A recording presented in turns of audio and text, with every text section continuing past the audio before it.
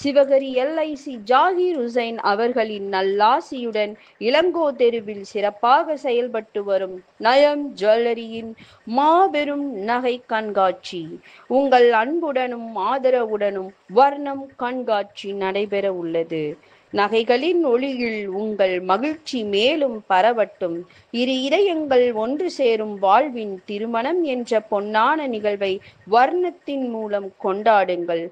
எண்ணற்ற சிறந்த நவீன டிசைன்களில் 100க்கும் மேற்பட்ட மாடல்களில் அழகிய மணப்பெண் ஆபரணங்கள், அழகு சொல்லும் அணிகலன்கள் வாடகைக்கும் விற்பனைக்கும் அணுகுவீர் நயம் ஜுவல்லரி.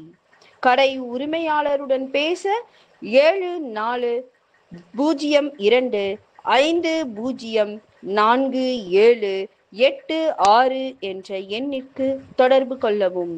நயம் ஜுவல்லரி, தங்கம் வெள்ளி நகைகளின் தாயகம். நயம் ஜுவல்லரி. நல்லதொரு பட்டிமன்றத்தை மிகச்சிறப்பாக சிந்தித்து தலைப்பு வழங்கி அதனை அனைவரையும் பேசத் தூண்டிய விதம் மற்றும் அவர்களது பேச்சுக்களை கோர்வையாக வரிசைப்படுத்தி அதற்கு தீர்ப்பை ஒரு உன்னதமான நிலையில் வழங்கிய நடுவர் ஐயா அவர்களுக்கு சிறப்பான நன்றிகளை தெரிவித்துக் கொள்கிறேன். அது மட்டும் இல்லாமங்க, இப்போ இந்த பட்டிமன்றம் வந்துங்க, நம்ம யாருமே திட்டமிடாமல் முகமே தெரியாதவர்கள் பலர் இருப்பாங்க, எங்கேயோ யாராவது இருப்பாங்க, இங்கேருந்து ஒருத்தர் பதில் சொல்கிறது, அங்கேருந்து ஒருத்தர் கேட்கறது, இந்த மாதிரியான ஒரு எந்த விதமான முன் திட்டமிடலும் இல்லாமல் இந்த பட்டிமன்றம் வந்து மிகச் சிறப்பாக அமைந்தது மட்டும் இல்லாமல், நான் இதை ஒரு கோர்வையாக கேட்டேன். ஒவ்வொன்றையும் ஒவ்வொரு ஆடியோவையும் நான் வந்து சின்ன சின்ன நகாசு வேலைகள் செய்கிறதுக்காக, இறைச்சல்களை குறைப்பதற்காக, முன்னாடி பின்னாடி கொஞ்சம் கேப் இருக்கும் இல்லையா, அதெல்லாம் கட் பண்ணுறதுக்காக நாம் இதை வந்து எடிட் மாதிரி பண்ணி கேட்குறப்போ மிக ஆழமான விஷயங்கள்லாம் பேசியிருக்காங்க. அதில் வந்து பேசுகிறது மட்டும் இல்லாமல் பின்னூட்டங்கள் உட்பட, பின்னூட்டங்களில் கூட பாருங்கள், மிகச்சிறப்பான தீர்ப்புக்கு அந்த பின்னூட்டமே இன்னொரு தீர்ப்பாக மாறிடும். அதாவது என்ன சொல்கிறாங்க, குழந்தைகளை வளர்த்து பெரியவன ஆனதுக்கப்புறம் தன்னுடைய கணவனை நோக்கி மனைவி திரும்பி வருவாங்க, அதாவது மூப்பு அடைந்த காலத்தில், வயதான காலத்தில் திரும்பி வருவாங்க அப்படின்னு சொல்லி ஒரு கருத்து சொல்கிறப்போ, அதுக்கு இன்னொரு கருத்து வருது, திரும்பி வர்றவங்க மனைவியாக வரல தாயாக வர்றாங்கன்னு. அது எவ்வளோ உன்னதமான விஷயம், அனுபவபூர்வமானது, உணர்ந்து சொல்லக்கூடிய அற்புதமான ஒரு வார்த்தைகளை நாம் இந்த வயது முதிர்ந்த காலத்தில் இருக்கிறவங்கள பார்க்குறோம் இல்லைங்களா. அது இல்லாமல் நாமளும் அந்த வயசுக்கு போயிட்டோம். அப்போ என்ன ஆகுதுன்னா, நமக்கு ஒரு காலத்தில் மனைவியாக இருந்தவங்க இன்றைக்கி தாயாக மாறிட்டாங்க. நிறைய பேருடைய ஆயுள் காலம் நீடிப்பதற்கு இந்த மனைவிங்கிற தாய் வந்து மிகப்பெரிய உறுதுணையாக இருக்காங்கிறது வந்துங்க, மிக அற்புதமாக வந்து எளிமையாக அதை சொல்லிட்டு ஒரு அபாரம் அபாரம் அபாரம் அருமையாக இருக்குது. எனக்கு ரொம்ப திருப்தியாக இருக்குது. சிவகரி நியூஸ் வாட்ஸ்அப்பில் கிடைக்க வேண்டுமா? அமைப்பாளர் திரு கே. முருகபூபதி அவர்களின் 9486393197 என்ற எண்ணிற்கு நியூஸ் என வாட்ஸ்அப் அனுப்புங்கள். அனைவருக்கும் வணக்கம். நான் எஸ்.கே. சதாசிவம் உங்கள் முன் உரையாடுகிறேன்.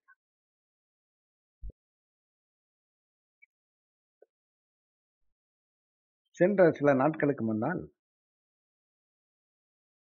அருமை நண்பர் திரு முருகபூபதி அவர்கள்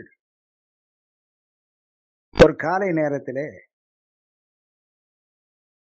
என்னுடைய வீட்டிற்கு திடீரென்று வந்தார்கள்.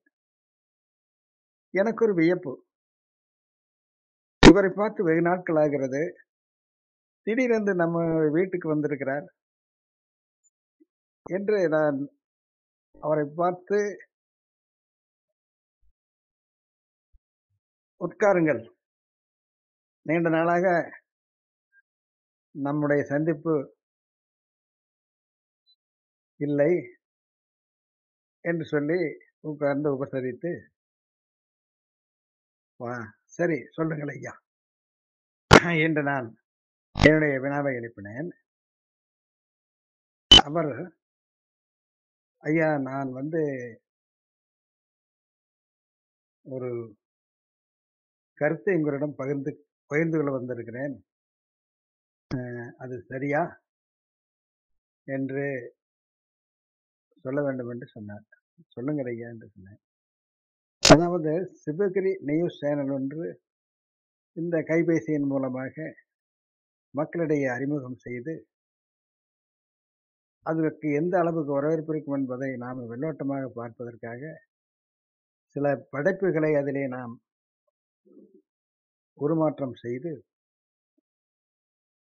அதை ஜனரஞ்சகமாக மக்கள் விரும்புகின்ற அளவுக்கு கொண்டு செல்ல வேண்டும் என்று சொன்னார். ஏன் இவ்வாறு திடீரென்று உங்களுக்கு இந்த சிந்தனை வந்தது என்று நான் அவரிடம் கேட்டேன். அவர் சொன்னார், நான் எல்லாம் சிவகிரியிலிருந்து வெளியூரில் போய் பணியாற்றி கொண்டிருக்கிறேன். அதைப் போலவே எத்தனை பேர் சிவகிரியிலே இருந்து வெளியூரிலே போய் தங்களுடைய பணிகளை செய்து கொண்டிருக்கிறார்கள். அவர்களெல்லாம் சிவகிரியிலே என்ன நடக்கிறது, அன்றாட நிகழ்ச்சிகளை அன்றாட நிகழ்ச்சிகள் போல் நாம் அறிந்து கொள்வதற்கு இப்படி ஒரு சேனலை ஆரம்பித்தால் என்ன நான் நினைத்தேன். நம்ம ஊர் செய்திகள், நம்மளுடைய அந்த இப்போது வரும் பண்டிகை அறிவிப்புகள், இப்படி கலந்துரையாடல்கள், இதையெல்லாம் பார்க்கும்போது அவர்களுக்கு சொந்த ஊரிலே இருப்பது போன்ற ஒரு உணர்வு ஏற்படும் என்று நான் நினைத்தேன். அதன் காரணமாகத்தான் சிரமங்கள் இருந்தாலும் இதை செய்து காட்ட வேண்டும் என்று ஒரு உறுதியோடு உங்களை போன்ற பல்வேறு நபர்களிடத்திலே ஆலோசனையை பெற்று இதை நடத்த வேண்டும் என்று வந்திருக்கிறேன். ஐயா, நீங்கள் நாடகத்திலே நிறைய அனுபவம் உள்ளவர்கள். உங்களுடைய மேடை நாடக கருத்துக்கள் எல்லாம் என்னை கவர்ந்திருக்கிறது. மக்கள் விரும்புகின்ற அளவுக்கு உங்களுடைய உரைநடைகள் எல்லாம் அதிலே நான் பார்த்திருக்கிறேன். ஆகவே நீங்கள் இதில் பங்கு பெற்று உங்களுடைய பங்களிப்பையும் செய்ய வேண்டும் என்று என்னிடத்தில் சொன்னார்கள். நான் ஒரு வினா, என்ன இது திடீர்னு இவர் இப்படி ஆரம்பிச்சிருக்குன்னு சொல்றாரு, நடக்குமா? நான் அவரிடம் சொன்னேன், ஐயா எதையுமே நாம யோசிக்க ஆரம்பிக்கணும் இல்லை அப்படின்னாரு. இல்லை, சொல்லுதல் யாருக்கும் எளிய அறியவாம் சொல்லிய வண்ணம் செயல்னு வள்ளுவர் சொல்லுவாரு. ஈஸியா சொல்லிடலாம், ஆனா அதை செயல்படுத்தி காட்டும் போது பல்வேறு சிரமங்கள் நடத்த முடியுமா அப்படிங்கிற சவால்கள் எல்லாம் வருமே, அது நாம எதிர்நோக்க வேண்டும் அல்லவா அப்படின்னு சொன்னேன். எது வந்தாலும் எதிர்நோக்கலாம், உங்களை போன்றவர்களை என்னுடன் துணை இருந்தால் நான் எதையும் சாதிக்க தயார் என்கின்ற அளவில் அவருடைய பேச்சுகள் இருந்ததை பார்த்து நான் ஒரு முடிவோடு வந்திருக்கிறார் என்று சொல்லி சரி செய்யலாம் என்று நானும் அதிலே உறுதி எடுத்து இப்படிப்பட்ட சேனலை நம்முடைய முயற்சியில அறிவிக்கலாம் என்று நான் சொன்னேன். அதற்கு பின்னாலே சரி செயல்படுவோம் என்று சொல்லி ஒரு கைபேசியின் மூலமாக வாதங்களை வாதாடுவது என்கின்ற அடிப்படையில குடும்ப வளர்ச்சிக்கு அதிகம் அக்கறை காட்டுவது கணவனா மனைவியா என்கின்ற பட்டிமன்றத்தை வெள்ளோட்டமாக நாங்கள் அறிவித்து காத்திருந்த போது மிகப்பெரிய பட்டிமன்றங்களிலே பேசுவதைப் போல சகோதரிகள் நேயர்கள் அனைவரும் அதில் கலந்து கொண்டு வாதிட்டதை பார்த்து நாங்கள் வியந்து, இப்படிப்பட்ட நபர்கள் எல்லாம் எப்படிப்பட்ட கருத்துக்களை எல்லாம் சொல்லி வாதிடுகிறார்கள், இது அனைவராலும் வரவேற்று அருமையான சுவாரஸ்யமான நிகழ்ச்சியாக செல்லுகிறது என்று சொல்லி சரி இதை தொடரலாம் என்று சொல்லி அடுத்து நாங்கள் அடுத்த ஒரு தலைப்பை வைத்து நாம் அறிமுகம் செய்யலாம் என்று ஆண்களின் நலனில் அதிகம் அக்கறை காட்டுவது தாயா தாரமா என்கின்ற ஒரு தலைப்பை வைத்தோம். அதில் என்னவென்று சொன்னால், சகோதரிகள் பெண்கள் நிறைய பேர் தங்களுடைய கருத்துக்களை வித்தியாசமான முறையிலே அருமையான சிந்தனையோடு இதில் வாதிட்டதை பார்த்து நாம் விளையாட்டாக வைத்தோம் ஒரு தலைப்பு. அந்த தலைப்பிலே இவ்வளவு விஷயங்களை இவர்கள் உள்ளடக்கிய அந்த வாதங்களிலே பார்க்கின்ற போது மிக பெரும் வியப்பாகத்தான் இருந்தது. அப்படி இவர்கள் ஆண்களாகட்டும் பெண்களாகட்டும் யாருக்கும் யாரும் சளைத்தவர்கள் என்கின்ற அளவுக்கு தங்களுடைய வாதங்களை வைத்து இதிலே இந்த நிகழ்ச்சியிலே கலந்து கொண்டதை பார்க்கின்ற போது எங்களுக்கு மிகவும் மகிழ்ச்சியாக இருந்தது. சிவகிரி நியூஸ் சேனல் நேயர்கள் நண்பர்கள் அனைவருக்கும் சிவகிரி ஆர் சண்முக சுந்தரம் அவருடைய அன்பு வணக்கத்தையும் நெஞ்சார்ந்த நன்றியினையும் தெரிவித்துக் கொள்கிறேன். சிவகிரி என்றாலே ஒரு பக்தி மனம் பரப்பும் ஒரு பக்திமயமான ஊராகத்தான் இன்றைக்கு தெரிகிறது. இன்றைக்கு சிவகிரி மாநகரிலே சிவகிரி நியூஸ் சேனல் என்ற ஒரு சேனலை உருவாக்கி அந்த ஊடகத்தின் மூலம் சிவகிரி மக்கள் மட்டுமின்றி பக்கத்து ஊரில் இருந்தெல்லாம் இந்த சிவகிரி சேனலில் எப்படியாவது தங்களுடைய குரலை பதிவு செய்ய வேண்டும், நமது கருத்துக்களை மற்றவர்களுக்கு வெளிப்படுத்த வேண்டும் என்ற ஆர்வத்தோடு மனதில் தேக்கி வைத்திருந்த ஆசைகளை எல்லாம் வெளிப்படுத்த ஒரு வாய்ப்பு கொடுத்த சிவகிரி நியூஸ் சேனலை உருவாக்கிய இனிய நண்பர் முருகபூபதி அவர்களுக்கு முதலில் நான் நன்றி சொல்ல கடமைப்பட்டிருக்கிறேன். ஏனென்று சொன்னால், பேசும் பொருள் வரத்தை கொடுத்த இறைவன் மனிதர்களுக்கு மட்டுமே. அப்படி பேசும் பொழுது அதை கேட்பதற்கு எதிரிலே ஆட்கள் வேண்டும் அல்லவா? அவர்கள் தன்னுடைய குரலை ரசிக்கிறார்களா, உதாசீனப்படுத்துகிறார்களா என்பதை தெரிந்து கொள்வதற்கும் ஒரு ஆர்வம் வரும். அப்படிப்பட்ட சூழலிலே எதிரிலே நம்மை ரசிக்கிறார்களா உதாசீனப்படுத்துகிறார்களா என்று முகமறியாமல் தன் காது வழியாக பல்வேறு செய்திகளை கேட்டுக்கொண்டு அதை ரசித்துக் கொண்டும் இருக்கின்ற நேயர்களை பார்த்ததும் இந்த சேனலுக்கு முதல் நன்றியை தெரிவித்துக் கொள்கிறோம். ஏனென்று சொன்னால், இன்றைக்கு தொலைக்காட்சியிலேயும் நேரடியாக வந்தாலும் தன்னுடைய உருவமைப்புகளும் முக அமைப்புகளும் எதிரில் இருப்பவர்களுக்கு எந்த ஒரு மனநாட்டத்தை கொடுக்கும் என்பது ஒரு பதட்டமாக இருக்கும். ஆனால் இதையெல்லாம் சிந்தித்துத்தான் குரல் வழியாக தன் கருத்துக்களை வெளிப்படுத்துவதற்கு ஒரு வாய்ப்பினை கொடுத்திருக்கிறார் நண்பர் முருகபூபதி அவர்கள்.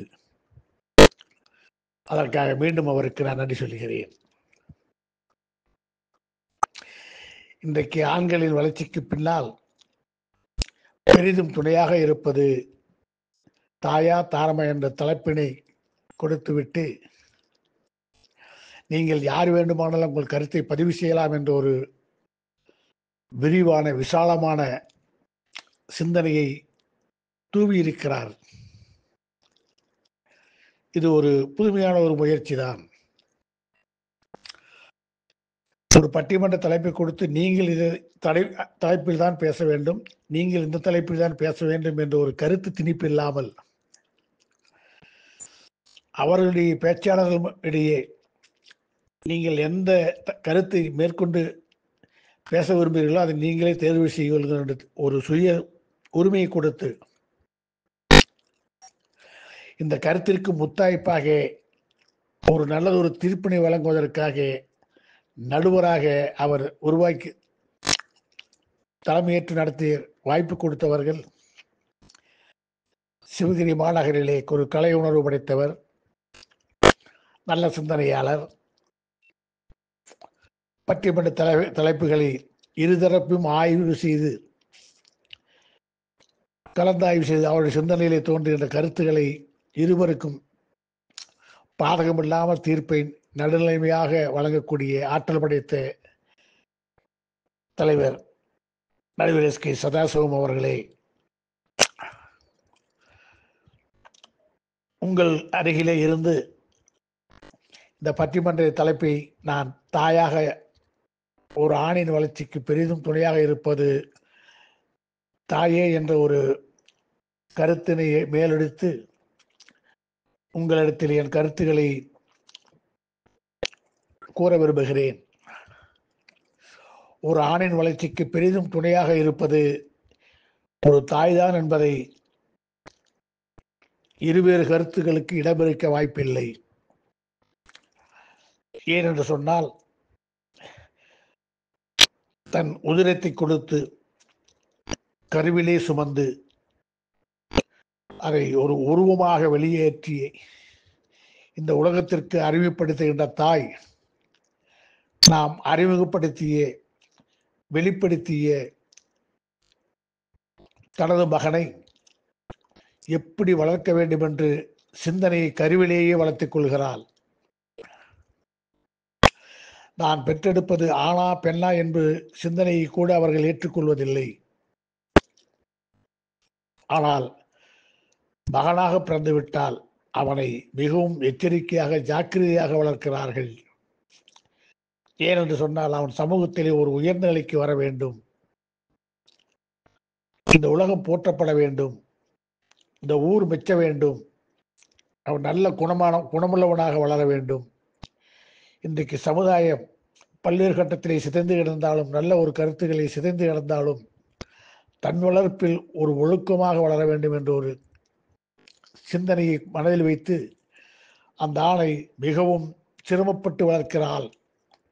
கருவிலை எப்படி பாதுகாத்து தன் வயிற்றில் பாதுகாத்து வளர்த்தாளோ அதே மாதிரி இந்த பூவுலகிலே அவள் வெளியிலே நடமாடி விட்டு இன்றைக்கு வெளி உலகத்திலே நடக்கிற சம்பவங்களை எல்லாம் அவள் மனதிலே ஒரு அச்சத்தை உள்வாங்கி இது எல்லாம் கடந்து தன் மகனை ஒரு சீராக வளர்த்த வேண்டும், நல்லபடியாக வளர்த்த வேண்டும் என்ற ஒரு மனது உள்பயத்திலேயே தன் வளர்ப்பினை அதிக அக்கறை எடுத்துக்கொண்டு தன் மகனை வளர்த்து விடுகிறாள். இதில் தாரத்துக்கு பங்கு இருக்கிறதா என்று ஒரு வாதத்தை எடுத்து வைத்திருக்கிறார்கள். நான் ஒன்று சொல்லுகிறேன், அதற்காக தாரத்தை நாம் தரம் குறைக்கவில்லை. அவனுக்கு ஒரு பெண்ணை தாரமாக்க வேண்டும் என்று சொன்னால் தன் மகனை அதற்கு தகுதியானவனாக வளர்த்தித்தான் தாரமாக்கி ஒரு பெண்ணுக்கு கணவனாக்குகிறாள். ஏதோ வளர்த்தோம் வளர்ந்தான் என்று இல்லாமல் தன் வளர்ப்பில் எந்த தவறும் இருக்கக்கூடாது. ஏனென்றால் நாமளும் ஒரு பெண், தன் மகனுக்கு தாரமாக வருவதும் ஒரு பெண் தான், அவளையும் நன்றாக வாழ வைக்க வேண்டும் என்ற ஒரு கருத்தின் அடிப்படையை மனதிலே பதிய வைத்துவிட்டு தன் மகனை மிகவும் அக்கறையோடு வளர்க்குவது பெரும் பங்களிப்பது தாயின் கடமையாகிவிடும். இதில் பெருமைப்படுவதற்காக நாம் சொல்லவில்லை, அதற்காக தாரத்தை குறைத்து மதிப்பிடவும் இல்லை. அந்த தாய் தனக்கு வரக்கூடிய கணவனை நல்லபடியாக வளர்த்தி ஆளாக்கி தனக்கு கணவனாக வந்துவிட்டால் அந்த தாரம் மகிழ்ச்சி அடைவாள்.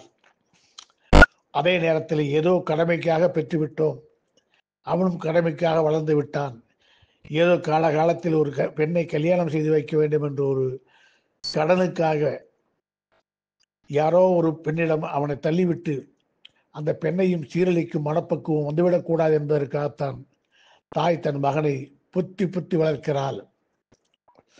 நல்லவனாக இருந்தால் மகிழ்ச்சியோடு ஏற்றுக்கொள்கிறாள். அவன் கொஞ்சம் தரம் தாழ்ந்து கொஞ்சம் வழி மாறி போனாலும் அவனை பக்குவமாக எடுத்து சொல்லி அவனை நல்வழிப்படுத்தித்தான் ஒரு பெண்ணுக்கு மணமகனாக்குகிறாள். அப்படிப்பட்ட சூழல் தன் தாய்க்கு இருப்பது இயல்புதான், அது அவள் கடமையும் கூட. ஏனென்றால் என் தாய் தான் ஒரு ஆணுக்கு தாரமாக இருந்து வந்திருக்கிறாள்.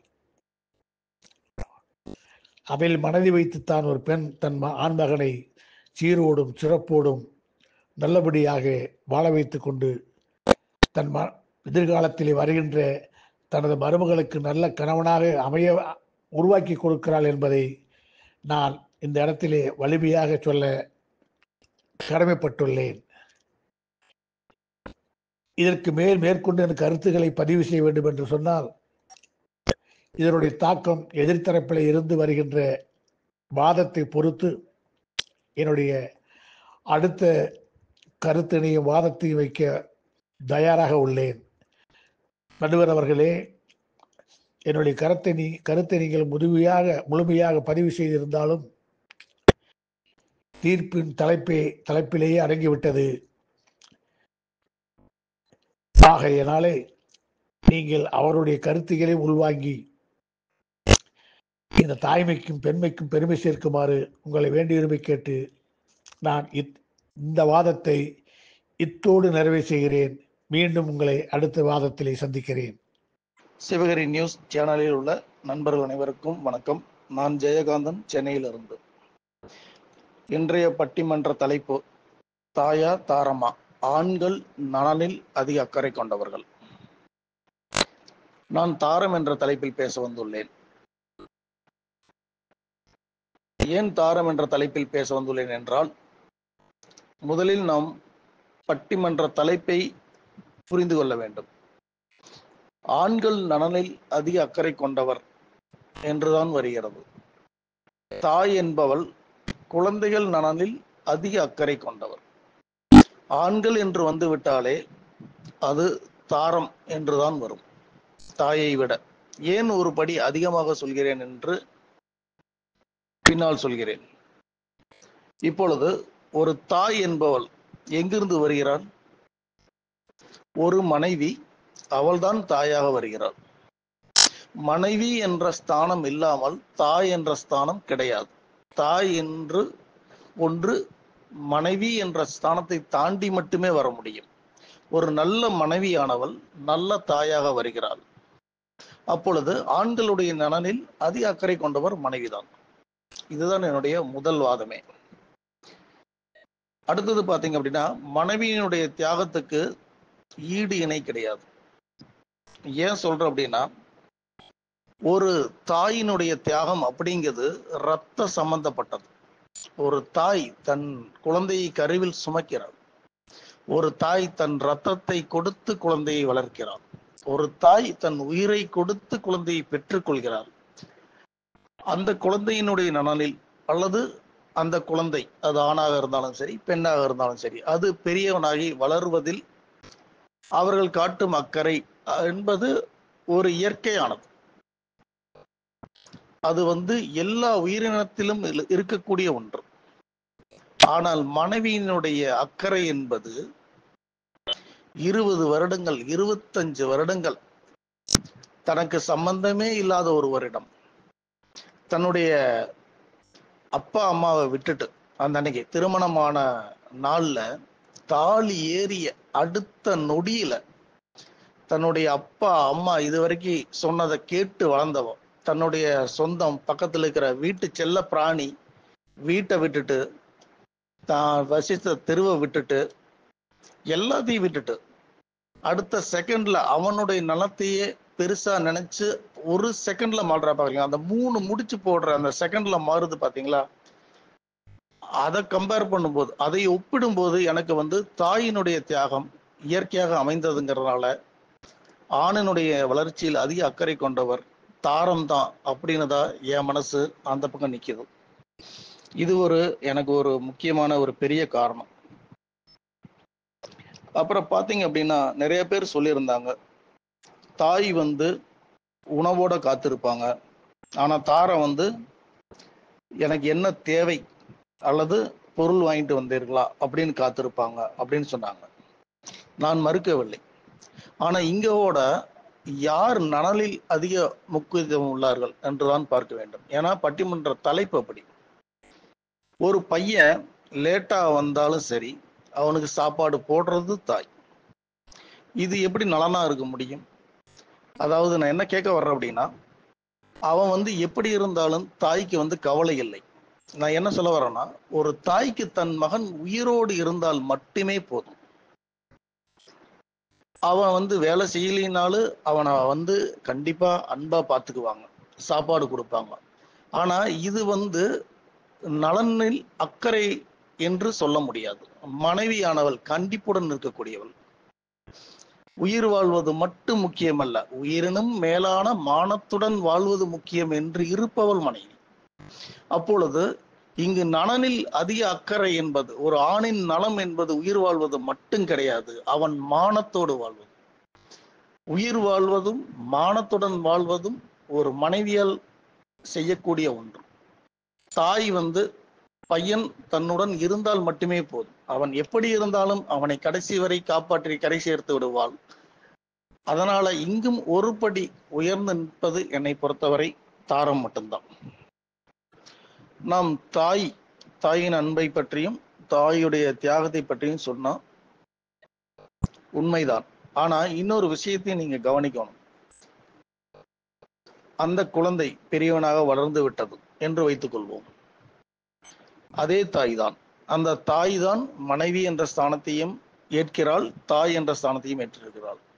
இப்பொழுது ஒரு பிள்ளை வளர்ந்தவனாகிவிட்டான். ஏதோ ஒரு பிரச்சனையினால ஒரு கணவன் சண்டை கட்டிவிட்டு கணவனுக்கும் தன்னுடைய மகனுக்கும் சண்டை வருகிறது என்று வைத்துக் கொள்வோம். ஒரு பிரச்சனை. இப்பொழுது தாய் தன் மகனின் பக்கம் நிற்பாள், அதில் எந்த சந்தேகமே கிடையாது. ஒருவேளை அந்த மகன் வீட்டை விட்டு வெளியே போனால் மகனுடைய நலத்தை விட தன்னுடைய கணவரின் நலம்தான் முக்கியம் என்று தாய் தன் மனதை கல்லாக்கி கொண்டு சிறகு வளர்ந்து விட்ட ஒரு மகனை பிரிய தயாராகி விடுவாள். சிறகு இல்லாத போதுதான், அதாவது அவனால் தன்னை காத்துக்கொள்ள முடியாது என்ற போதுதான் அவளுடைய தாய்மை எண்ணம் மேலோங்கி நிற்குமே தவிர, அவன் தன்னை காத்துக்கொள்வான் என்ற எண்ணம் வந்துவிட்ட பிறகு அந்த பெண்ணானவள் தன் கணவனையே சார்ந்திருக்கிறாள் என்பது பணத்திற்காக அல்ல. இங்கு அந்த பணம் பேசாது. இங்கு சார்ந்து இருப்பது என்பது அந்த கணவனுடைய நலனில் உண்மையான அக்கறை கொண்டவளாக இருக்கிறாள். ஏனால் அந்த பணம் மகனால் கொடுக்க முடியும், இது வயதான கணவனால் கொடுக்க முடியாது. ஆனால் ஏன் கணவனை தேர்ந்தெடுக்கிறாள் என்றால், இந்த மனிதன் நாடில்லாமல் வாழ முடியாது என்று உண்மையான அக்கறையோடு இருக்கிறாள். அதனால மனைவியினுடைய தியாகம் என்பது போற்றுவதற்குரியது. தாயினுடைய தியாகம் போற்றுவது என்றால் அது இயற்கையிலேயே வந்தது. ஆனால் ஒரு மனைவியினுடைய தியாகம் என்பது ஒரு நொடியில் வந்தது. அது தாய்க்கு நிகராக இருந்தால் கூட இதை வைத்து பார்க்கும் பொழுது கண்டிப்பாக அதுதான் உயர்ந்த இடத்தில் வைத்து போற்றப்பட வேண்டிய ஒன்று. நன்றி நடுவர் அவர்களே. சிவகிரி நியூஸ் நண்பர்களுக்கு வணக்கம். எவர்கிரீன் பாலு. இன்றைய பட்டிமன்ற தலைப்பு, ஆண்களின் நலனில் அதிக அக்கறை காட்டுவது தாயா தாரமா? இந்த கேள்விக்கு நான் தாய் அப்படிங்கிற தலைப்பில் பேச வந்திருக்கேன். நலனில் அப்படின்னு சொல்லி வரும்போது தாயை விட யாராலையுமே நலனில் அக்கறை செலுத்தவே முடியாது. என எதிர்பார்ப்பில்லாத தன்னுடைய குழந்தையுடைய நலனை மட்டுமே நினைக்கக்கூடியது தாய் மட்டும்தான். அது அவர்களுடைய கடமை, அது இயற்கை அப்படின்னு என்ன காரணம் சொன்னாலும் பட்டிமன்றத்துடைய தலைப்பு அது இயற்கையாக அமைந்ததா செயற்கையானலாம் கேள்வி இல்லை. ஆண்களின் நலனில் அதிக அக்கறை அப்படிங்கிறதுல நிச்சயமாக தாய் மட்டுமே. தாரமும் அதிக அக்கறையும் எடுக்க முடியும், அதிக கவனிப்பும் செய்ய முடியும்.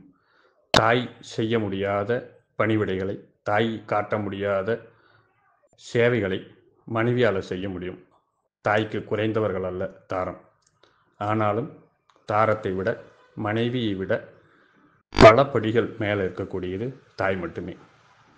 மனைவியுடைய அக்கறையில், கணவன் மீதான அக்கறையில் ஒரு சுயநலம் இருக்கும். அது தவிர்க்க முடியாது. ஏன்னா வருமானம் ஈட்டக்கூடியதாக கணவன் இருப்பார். ஏன்னா இப்போ இருக்கக்கூடிய சூழ்நிலை அதுதான் அதிகம். நம்ம எப்பொழுதும் பெரும்பான்மையை வச்சு தான் பேசுகிறோம். சில விதிவிலக்குகள் இருக்கலாம். அந்த விதிவிலக்குகள் இல்லாமல் அனைவரும் சரிசமமாக எல்லா வீடுகளிலும் ஆண்கள் பெண்கள் எல்லோருமே வேலைக்கு போகிறவங்களா இருந்தாங்கன்னா நம்ம அப்போத்த பதில் வேறையாக இருக்கும். இப்போ இருக்கக்கூடிய சூழலில் ஆண் வருமானம் ஈட்டக்கூடியவராக இருப்பதால் அந்த ஆணுடைய நலன் ரொம்ப முக்கியமாக இருக்குது அந்த குடும்பத்துக்கு. அந்த வகையில் ஒரு மனைவியாக இருக்கக்கூடியவர் தன்னுடைய நலனுக்காகவும், தன் குழந்தைகளுடைய எதிர்காலத்துக்காகவும், தன் குடும்பத்துடைய நலனுக்காகவும் கணவன் நல்லா இருக்கணும் அப்படிங்கிற ஒரு சுயநலத்தோடு கணவனுடைய நலனை எதிர்பார்ப்பாங்க. ஆனால் ஒரு தாய் அப்படி இல்லை. அந்த பையன் நமக்கு என்ன செஞ்சு கொடுப்பான், என்ன சம்பாரித்து கொடுப்பாங்கிறத பற்றியெல்லாம் கவலைப்பட மாட்டாங்க. தன்னுடைய மகன் நல்லா இருக்கணும் அப்படிங்கிறத மட்டுமே நினைப்பாங்க. ஒரு வேலைக்கு போகாத ஒரு ஆண் அந்த அன்னைக்கு வேலைக்கு போகலை, வீட்டில் படுத்து தூங்கிட்டு இருக்கான் அப்படின்னு சொன்னால், ஒரு வீட்டை தேடி வரக்கூடிய கூட வேலை செய்கிறவங்களோ அல்லது உரிமையாளரோ வராங்க அப்படின்னா, ஒரு தாயாக இருந்தால் அவர் கூப்பிடுங்கன்னு சொன்னால் கூப்பிட மாட்டாங்க. அவன் தூங்கிட்டு இருக்கிறான்ப்பா, எந்திரிச்சதுக்கப்புறம் நானே வர சொல்கிறேன் அல்லது நாளைக்கு வருவான் அப்படின்னு தான் பதில் வரும் ஒரு தாய்கிட்ட இருந்து. தூங்குகிற பையனை எழுப்ப மாட்டாங்க. ஆனால் அதே ஒரு மனைவியாக இருந்தால் பெரும்பாலும் உங்கள் ஓனர் வந்திருக்காங்க, உங்கள் கூட வேலை செய்கிறவர் வந்திருக்காங்கன்னு 2 உலுக்கி எழுப்பி விட்டுருவாங்க. இது பொறுப்புணர்ச்சின்னு சொல்ல முடியாது. ஆனால் அவர்களும் அது ஒரு வகையில் சரியானதாக இருந்தால் கூட அங்கே தாய்க்கு தேவை தன்னுடைய மகனுடைய நலன் மட்டுமே. ஏதோ முடியல படுத்திருக்கான், தூங்குறவனை ஏன் எழுப்பணும் அப்படிங்கிறது தான் அவங்களுக்கு முக்கியமாக படுமே தவிர, அந்த வேலை பொறுப்பு அதெல்லாம் 2ஆம் பட்சம்தான். நலனில் தான் அதிகமான அக்கறை செலுத்துவாங்க. பையன் சாப்பிட்றது குறைஞ்சா உடனே ஏன்னு கேட்பாங்க. எல்லா வகையிலும் உணவு உண்பதிலிருந்து எல்லா வகையிலும் தாய் தான். ஒரு வீட்டுக்குள்ளே நுழைஞ்ச உடனே முதல்ல மனைவி கேட்கக்கூடியது இன்னைக்கு சம்பளம் வாங்கிட்டீங்களா அப்படின்னோ அல்லது தான் வாங்கி வர சொன்ன பொருளை வாங்கிட்டு வந்தாராங்கிறது தான் கேள்வியாக இருக்கும். ஆனால் தாயாக இருந்தால் சாப்பிட்டியாங்கிற கேள்வி இருக்கும், அல்லது சாப்பாடு தட்டத்தோட சாப்பாடு போட தயாராகிடுவாங்க. அந்த வகையில் தாயை விட ஒரு ஆணுக்கு நலனில் அக்கறை காட்டக்கூடியவர்கள் யாருமே இல்லை அப்படிங்கிறத தான் நான் என்னுடைய இந்த தலைப்புக்கான பதிலாக தரேன். நன்றி. வணக்கம். சிவகிரி நியூஸ் தன்னார்வ நிருபர் திரு மயில்வாகனன் பேசுகிறேன்.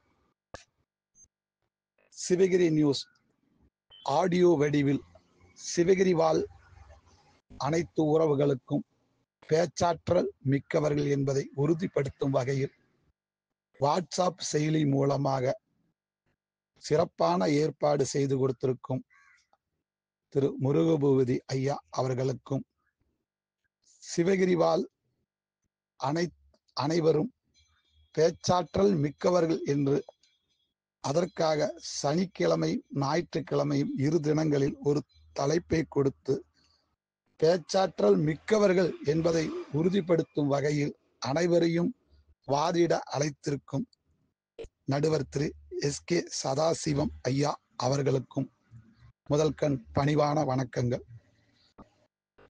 அந்த பட்டிமன்ற பேச்சு தலைப்பின் வழியாக நான் இன்று வாதாட விரும்பும் தலைப்பு ஆண்களின் நலனில் அதிகம் அக்கறை காட்டுவது தாயா தாரமா. இத்தலைப்பை பார்க்கும் பொழுது எனக்கு ஒரு பாடல் வரிகள் ஒன்று ஞாபகத்திற்கு வருகிறது. வாதத்தை உங்களிடம் வைக்க விரும்புகிறேன். பெண்ணோடு தோன்றி பெண்ணோடு வாழ்ந்தும் பெண்மனது என்னவென்று புரியவில்லையே, கண்ணென்ன கண்ணோ நெஞ்சென்ன நெஞ்சோ, களங்கம் சொல்பவர்க்கு உள்ளமும் இல்லையோ, ஆதாரம் 100 என்று ஊர் சொல்லலாம், ஆனாலும் பொய் என்று நான் சொல்லுவேன். 1000ல் ஒருத்தியம்மா நீ, உலகம் அறிந்திடாத பிறவியம்மா நீ. இந்த பாடல் வரி முடிக்கும் பொழுதே மயில்வாகனம் எந்த தலைப்பை ஏற்றிருக்கிறார் என்பது உங்களுக்கு தெரியும். ஆம், தாயே அதிகம் அக்கறை காட்டுவது. என்னப்பா தாய்க்கு வக்காலத்து வாங்கி இரவு நேர சாப்பாட்டுக்கு வழி இல்லாம போக போற அப்படின்னு சொல்றது எனக்கு கொஞ்சம் காதுல விழுகுது. இருந்த போதிலும் அதனுடைய உண்மை தன்மையை உங்களிடம் விவாதிக்க விரும்புகிறேன். இதே தலைப்பில் இன்னொரு வரியும் சொல்ல விரும்புகிறேன். பாதை தவறிய கால்கள் விரும்பிய ஊர் சென்று சேர்வதில்லை, நல்ல பண்பு தவறிய பிள்ளை பெற்றவர் பேர் சொல்லி வாழ்வதில்லை, பேர் சொல்லி வாழ்வதில்லை. எந்த ஒரு ஆண் மகனாகட்டும் பெண் மகளாகட்டும் அன்னை வளர்ப்பதிலே தான் இருக்கிறது. நீங்க கேட்கலாம், ஏப்பா எல்லாரும் தான் பிறக்கிறாங்க, வளர்றாங்க, இதுல என்ன நீ சொல்ல வரணும்னா, ஐயா 5இல் விளையாதது 50இல் விளையுமா? ஒரு குழந்தைக்கு தன்னுடைய தாய் நல்லது கெட்டதுங்கிறது இந்த உலகத்தில் இருக்கிற அத்தனை விஷயங்களையும் சொல்லி வளர்த்துறாங்க. அப்படிங்கையில இடையில உன் வாழ்க்கையில வரப்போறது யாரு? ஒரு பெண். அந்த பெண் தாரம். எப்படி வழி நடத்துவாங்க, வழி நடத்தணும் அப்படிங்கிறது ஒரு நல்ல தாய் சொல்லி கொடுத்துருப்பா. அப்படிங்கையில அந்த தாயினுடைய அந்த சொல் அந்த மனைவிக்கு பாதுகாப்பு. எப்படியெல்லாம் இருந்தா தன்னுடைய மனைவிக்கு நல்லது அப்படிங்கிறது அந்த தாய் சொல்லி கொடுத்துருப்பா. அந்த மாதிரி தானுங்க ஐயா ஒவ்வொரு தாயும் வளர்த்துவாங்க.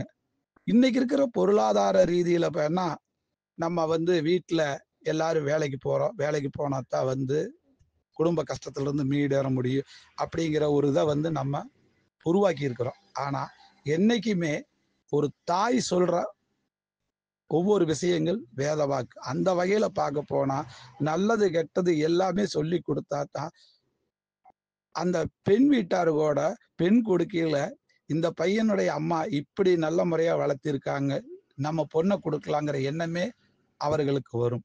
அப்போ நல்லது கெட்ட எழுதெல்லாம் ஆரம்பத்திலேயே சொல்லி கொடுத்துருக்கிறது யாரு? தாய்.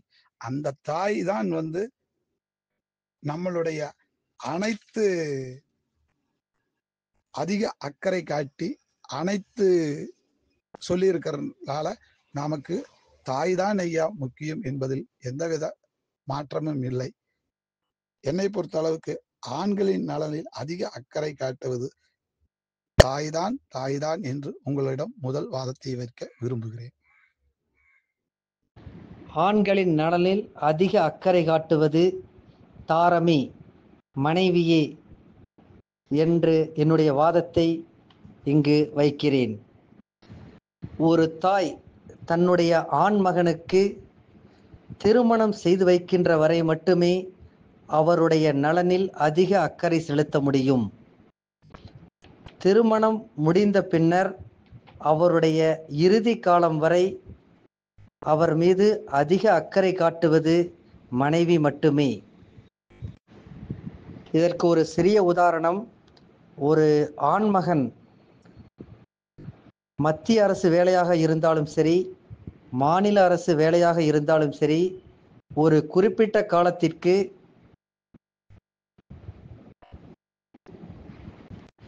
வெளி மாநிலத்திலோ அல்லது மாவட்டம் விட்டு மாவட்டம் சென்று பணி செய்ய வேண்டிய காலகட்டாயத்தில் அவர்கள் உள்ளனர்.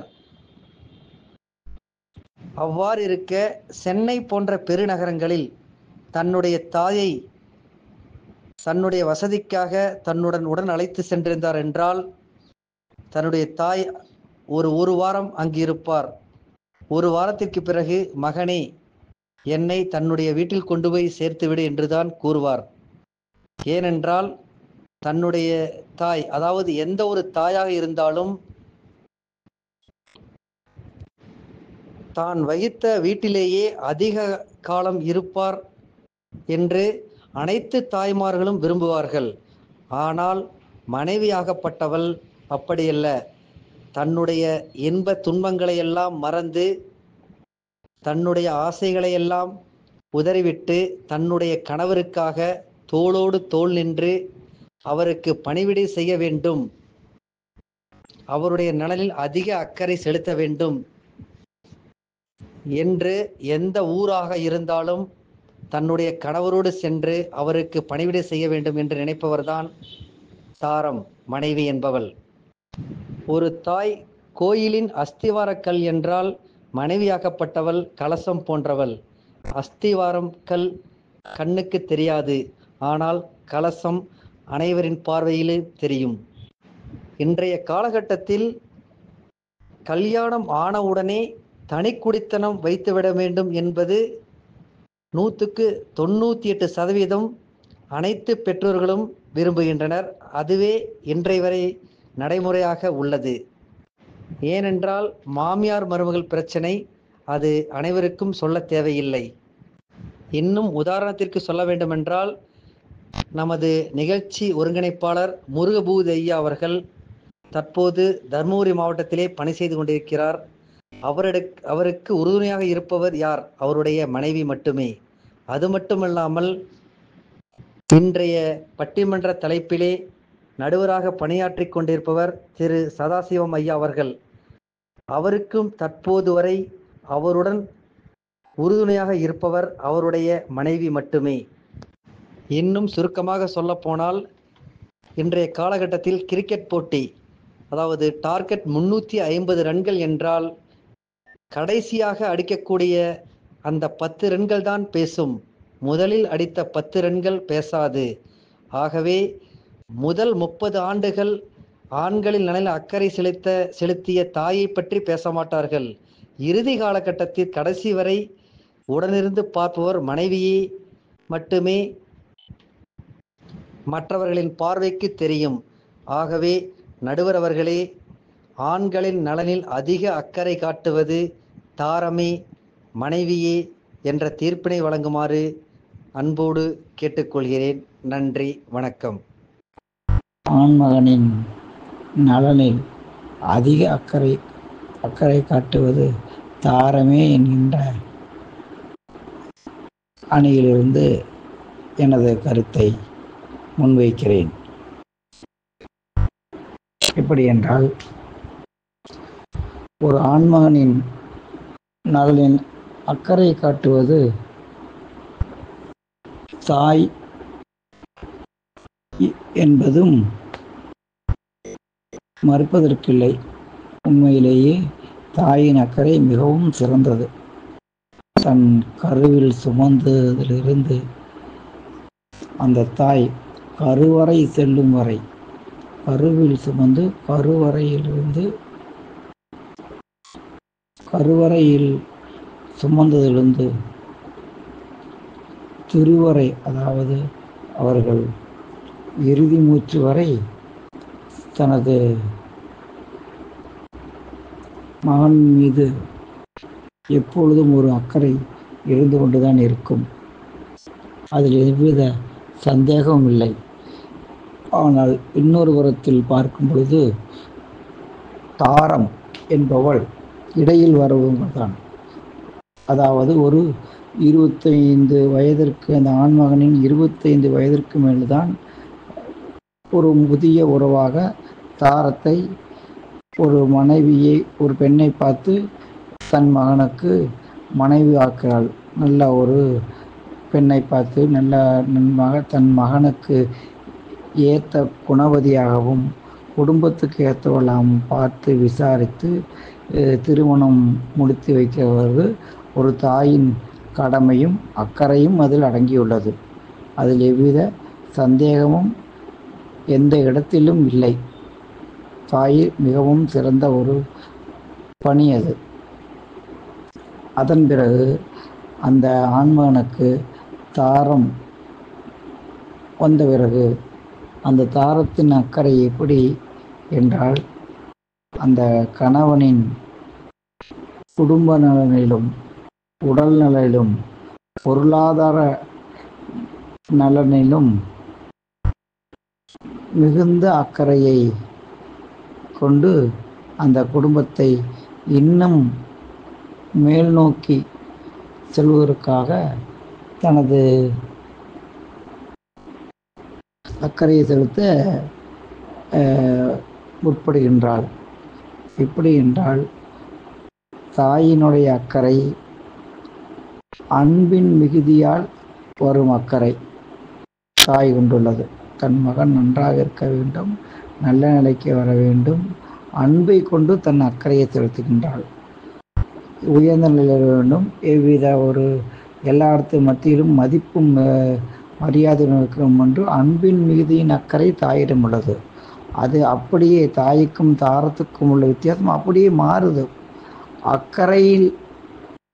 அக்கறையினால் ஏற்படும் அன்பு. முதல் அக்கறை தன் குடும்பத்தின் நிலையை இன்னும் உயர்த்த வேண்டும், தன் கணவன் நல்ல பாதையில் செல்ல வேண்டும், தன்னுடைய எதிர்காலத்தை திறம்பட செயல்படுத்த தன் கனவின் மீது எப்பொழுதும் ஒரு அக்கறை கொண்ட அன்பு, மிகுந்த அக்கறை கொண்ட அன்பை கொண்டு அந்த தாரம் மனைவி என்பவள் கணவனிடத்திலும் எதிர்பார்த்தும் அதை செயல்படுத்தவும் இருக்கின்றாள். தாய் என்பவர்களுக்கு ஒரே பார்வைதான், ஒரே ஒரு இதுதான். தாய் என்பவள் மகனின் மீது பார்வை. ஆனால் தாரம் என்பவர்களுக்கு 2 ஆண்மகனை கவனிக்கின்ற ஒரு பொறுப்பு ஏற்படுகிறது. இதுதான் முக்கியமான ஒரு பாயிண்டாக வைக்கிறேன். 2 ஆண்மகனின் அக்கறையில் நலன் கொண்டவள் தாரம். தாய் என்ற ஒரு அந்தஸ்தை பெற்ற பிறகு அவர் கணவன் என்கின்ற அந்தஸ்தை விட மகன் என்கின்ற ஆண்மகன் மீதுதான் பார்வை முழுவதும் இருக்கும். தாய் அப்படின்னு வந்துட்டாலே அதுக்கு தாரம் என்கின்ற பொருள் அங்கே உள் மறைந்து விடுகிறது. ஆனால் தாரம் என்கின்ற வார்த்தையில் 2 ஆண்மகனை கவனிக்கின்ற பொறுப்பு அந்த இடத்தில் அவங்களுக்கு கண்டிப்பாக ஏற்படுகிறது. முதலில் கணவன் என்கின்ற ஆண்மகன் அவன் நலன் மீது அக்கறை கொண்டு குடும்பத்தை நல்ல வழியில், தொழில் வழியிலும் கூட இருந்து, உறவு வழியிலும் கூட இருந்து, தன்னுடைய மாமனார் உடன் பிறந்தவர்களுடைய அனுசரித்து அந்த ஆண்மகனின் கௌரவத்தை காப்பாற்ற பாடுபடுகின்றாள் தாரம். அதன் படிமான வளர்ச்சி, அதன் பிறகு தன்னுடைய கருப்பையில் கரு உருவாகி மற்றுமொரு ஆண்மகனை பெற்றெடுத்து அந்த ஆண்மகனின் வளர்ச்சியிலும் அக்கறையிலும் தனது நிலையை செயல்படுத்தி மேல் நோக்கி அந்த ஆண்மகனை தன் கணவன் போல இன்னும் அதைவிட இன்னும் 1 மடங்கு அதிகமான அக்கறை செலுத்தி வளர்ச்சி வர வேண்டும் என்று அந்த தாரம் என்பவள்தான் தாயாக மாறி நலனில் அக்கறை செலுத்துகிறாள். அப்பொழுது இந்த தாரம் என்பவளுக்கு கணவன் என்கின்ற ஒரு ஆண்மகனும் தாய் என்ற வகையில் மகன் என்ற ஒரு ஆண்மகன் ஆக 2 பேர்த்தின் மீதும் அக்கறை கொண்டு வாழ்க்கையில் அவர்கள் முன்னேற்றத்தில் பங்கெடுத்து மிகுந்த அக்கறை செலுத்துபவர்கள் தாரமே என்பதை கூறி,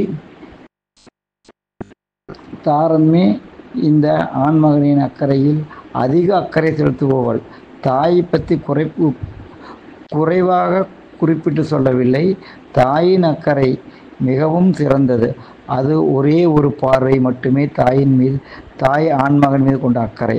ஆனால் தாரத்தின் அக்கறை எப்படி என்றால், கணவன் என்கின்ற ஒரு ஆண்மகன், அதன் தொடர்ச்சியாக மகன் என்கின்ற ஆண்மகன் 2 பேரின் வாழ்க்கையிலும் முக்கிய பங்கெடுத்து அவர்கள் நலனில் அக்கறை கொண்டிருப்பவள் தாரமே என்ற வாதத்தை முன்வைத்து எனது வாதத்தை இந்த அளவில் இதை நிறைவு செய்கின்றேன். நன்றி, வணக்கம். நலன் அப்படின்னு வரும்போதே பார்த்துட்டிங்கன்னா 3 விதமான நலன் இருக்குது. அதில் முக்கியமாக யார் அந்த 3 வித நலன்களில் மிகவும் அதிகமாக பங்கு கொள்வது யார் என்றால் தாய்தான். அந்த 3 நலன் என்ன என்றால், ஃபர்ஸ்ட் உடல் நலம், மனநலம், சமூக நலம். இந்த 3ஐயும் பிணைந்து தான் ஒரு ஆண்மகனின் வாழ்க்கை. இந்த வாழ்க்கை பூந்தோட்டத்தில் நிறைய தூரங்கள் நம்ம எப்படி சொல்லனா ஒரு தொடர் ஓட்டம் போன்றது தான். இதில் தாயும் தாரம் 2 பேருமே சமமாக பங்கு கொண்டு ஓடுவோம் ஓட்டம்தான் வாழ்க்கை. இதில் 2 பகுதியாக வாழ்க்கையை பிரிக்கலாம். வாழ்க்கையில் பார்த்திங்கன்னா 2 வசந்த வாழ்க்கை இருக்குது. ஒன்று தாயுடன் இருக்கும் வாழ்க்கை, மற்றொன்று தாரத்துடன் இருக்கு வசந்த வாழ்க்கை. இதில் தாயுடன் இருக்கும் வாழ்க்கையில் ஆண்மகனுக்கு அதிக அக்கறையுடனும் நலத்துடனும் இருப்பது தாயுடன் தான் என்று நான் வாதிட வருகிறேன். இப்போ முதல்லயே சொன்னாங்க 3 நலன்: உடல் நலம், மனநலம், சமூக நலன். இந்த 3மே சேர்ந்து தான் ஆண்களுடைய நலன். இப்போது உடல் நலம் அப்படின்னு பார்த்தீங்கன்னா, ஒரு கணவன் மனைவி குழந்தை பிறப்புடன் பார்த்தீங்கன்னா தாயாகிறாள். மனைவியாக இருக்கும்போது ஒரு மாதிரி ஆண்களுடன் இருப்பாள். பார்த்து கணவன் தான் எல்லாம் அப்படின்ட்டு அவர் நல்லா பார்த்துக்குவா, இல்லைன்னு நல்லா சொல்லலை. ஆனால் கருவுற்று தாயானால் தன்னுடைய உணர்வுகள், தன்னுடைய சிந்தனைகள், தன்னுடைய செயல்பாடுகள், அதாவது பார்த்தா சிந்தனை ஃபுல்லாக அந்த குழந்தையை பற்றியே இருக்கும். தன்னுடைய செயல் பார்த்தால் அந்த குழந்தையை பற்றியே தான் இருக்கும்.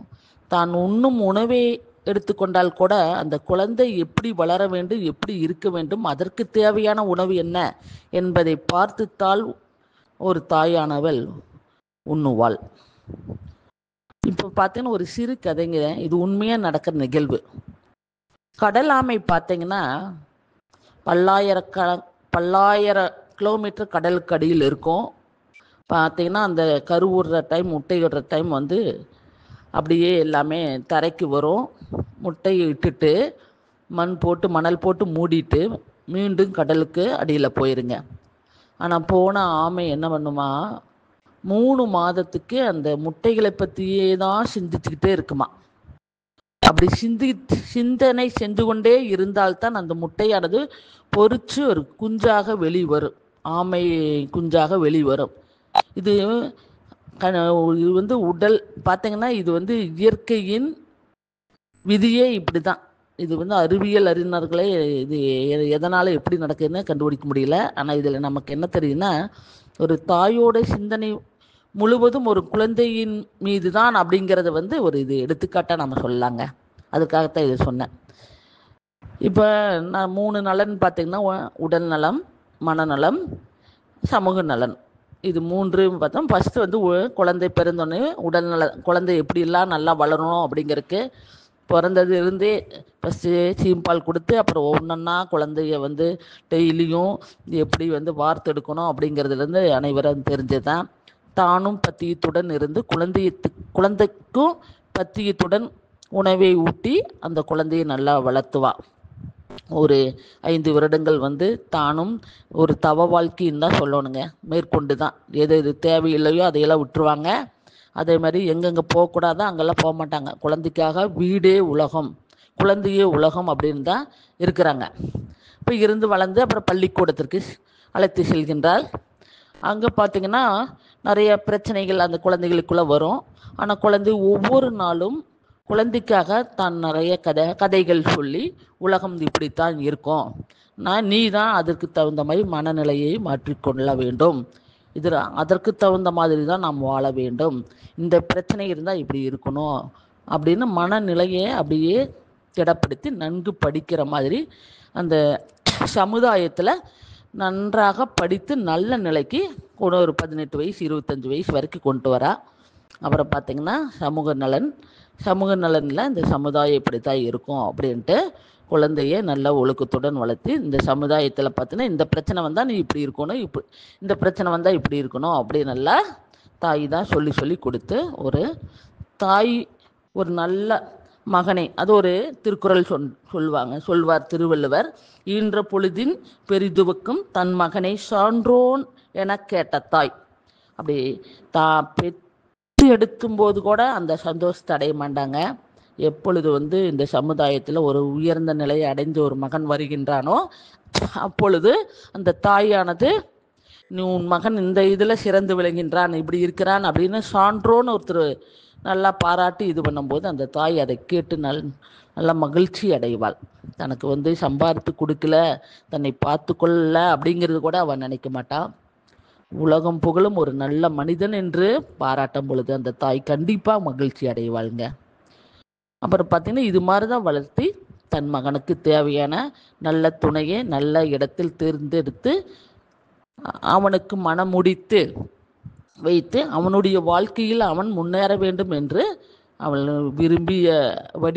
விரும்பியபடி வாழ்க்கையை அமைத்து தருவதும் தாய்தான்.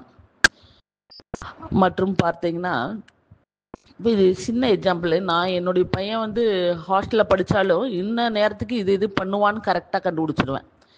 என்னுடைய மகன் கூட கேட்பேன், எப்படிம்மா நான் செய்கிறது கரெக்டாக கேட்குற, உனக்கு எப்படி தெரியுது அப்படின்னா, என்னுடைய மனமே பார்த்தீங்கன்னா என் வீட்டுக்காரரை விட அவர் போவார் வருவார் வந்துடுவார் அப்படின்னு கூட நான் நம்பிக்கையில் இருந்துருவேன். ஆனால் என்னுடைய மகன் ஒவ்வொரு நிலையிலும் எப்படி இருக்கிறான் என்று நினைத்து கொண்டும் அவனை என்ன செய்கிறான் என்று என்னுடைய எண்ணம், என்னுடைய செயலெல்லாம் அவனை பற்றியதான் சிந்தனையில் இருக்கும். அவன் ஒரு சிறு தவறு செய்கிறான் என்றால் கூட எனக்கு அது தெரிந்துவிடும். ஒரு குழந்தை நன்றாக படித்து நல்ல நிலை அடைவதற்கு தாய் நிறையா மனக்கட வேண்டியிருக்குது, நிறைய தியாகம் செய்ய வேண்டியிருக்கின்றது. இப்போ இதை நான் எதுக்காக சொல்லுகிறேன்னா, ஒரு ஆண்மகன் ஒரு சமுதாயத்தில் சிறந்து விளங்க வேண்டும் என்றால் ஒவ்வொரு தாயும் நிறைய தியாகம். இப்போ பார்த்தீங்கன்னா, ஒரு ஃபஸ்ட் ஸ்டாண்டர்ட்லேருந்து 12th வரைக்கும் நம்ம அவன் குழந்தைக்காகவே நம்ம வாழ்ந்தால் அவன் கண்டிப்பாக நல்ல நிலை அடைவன்.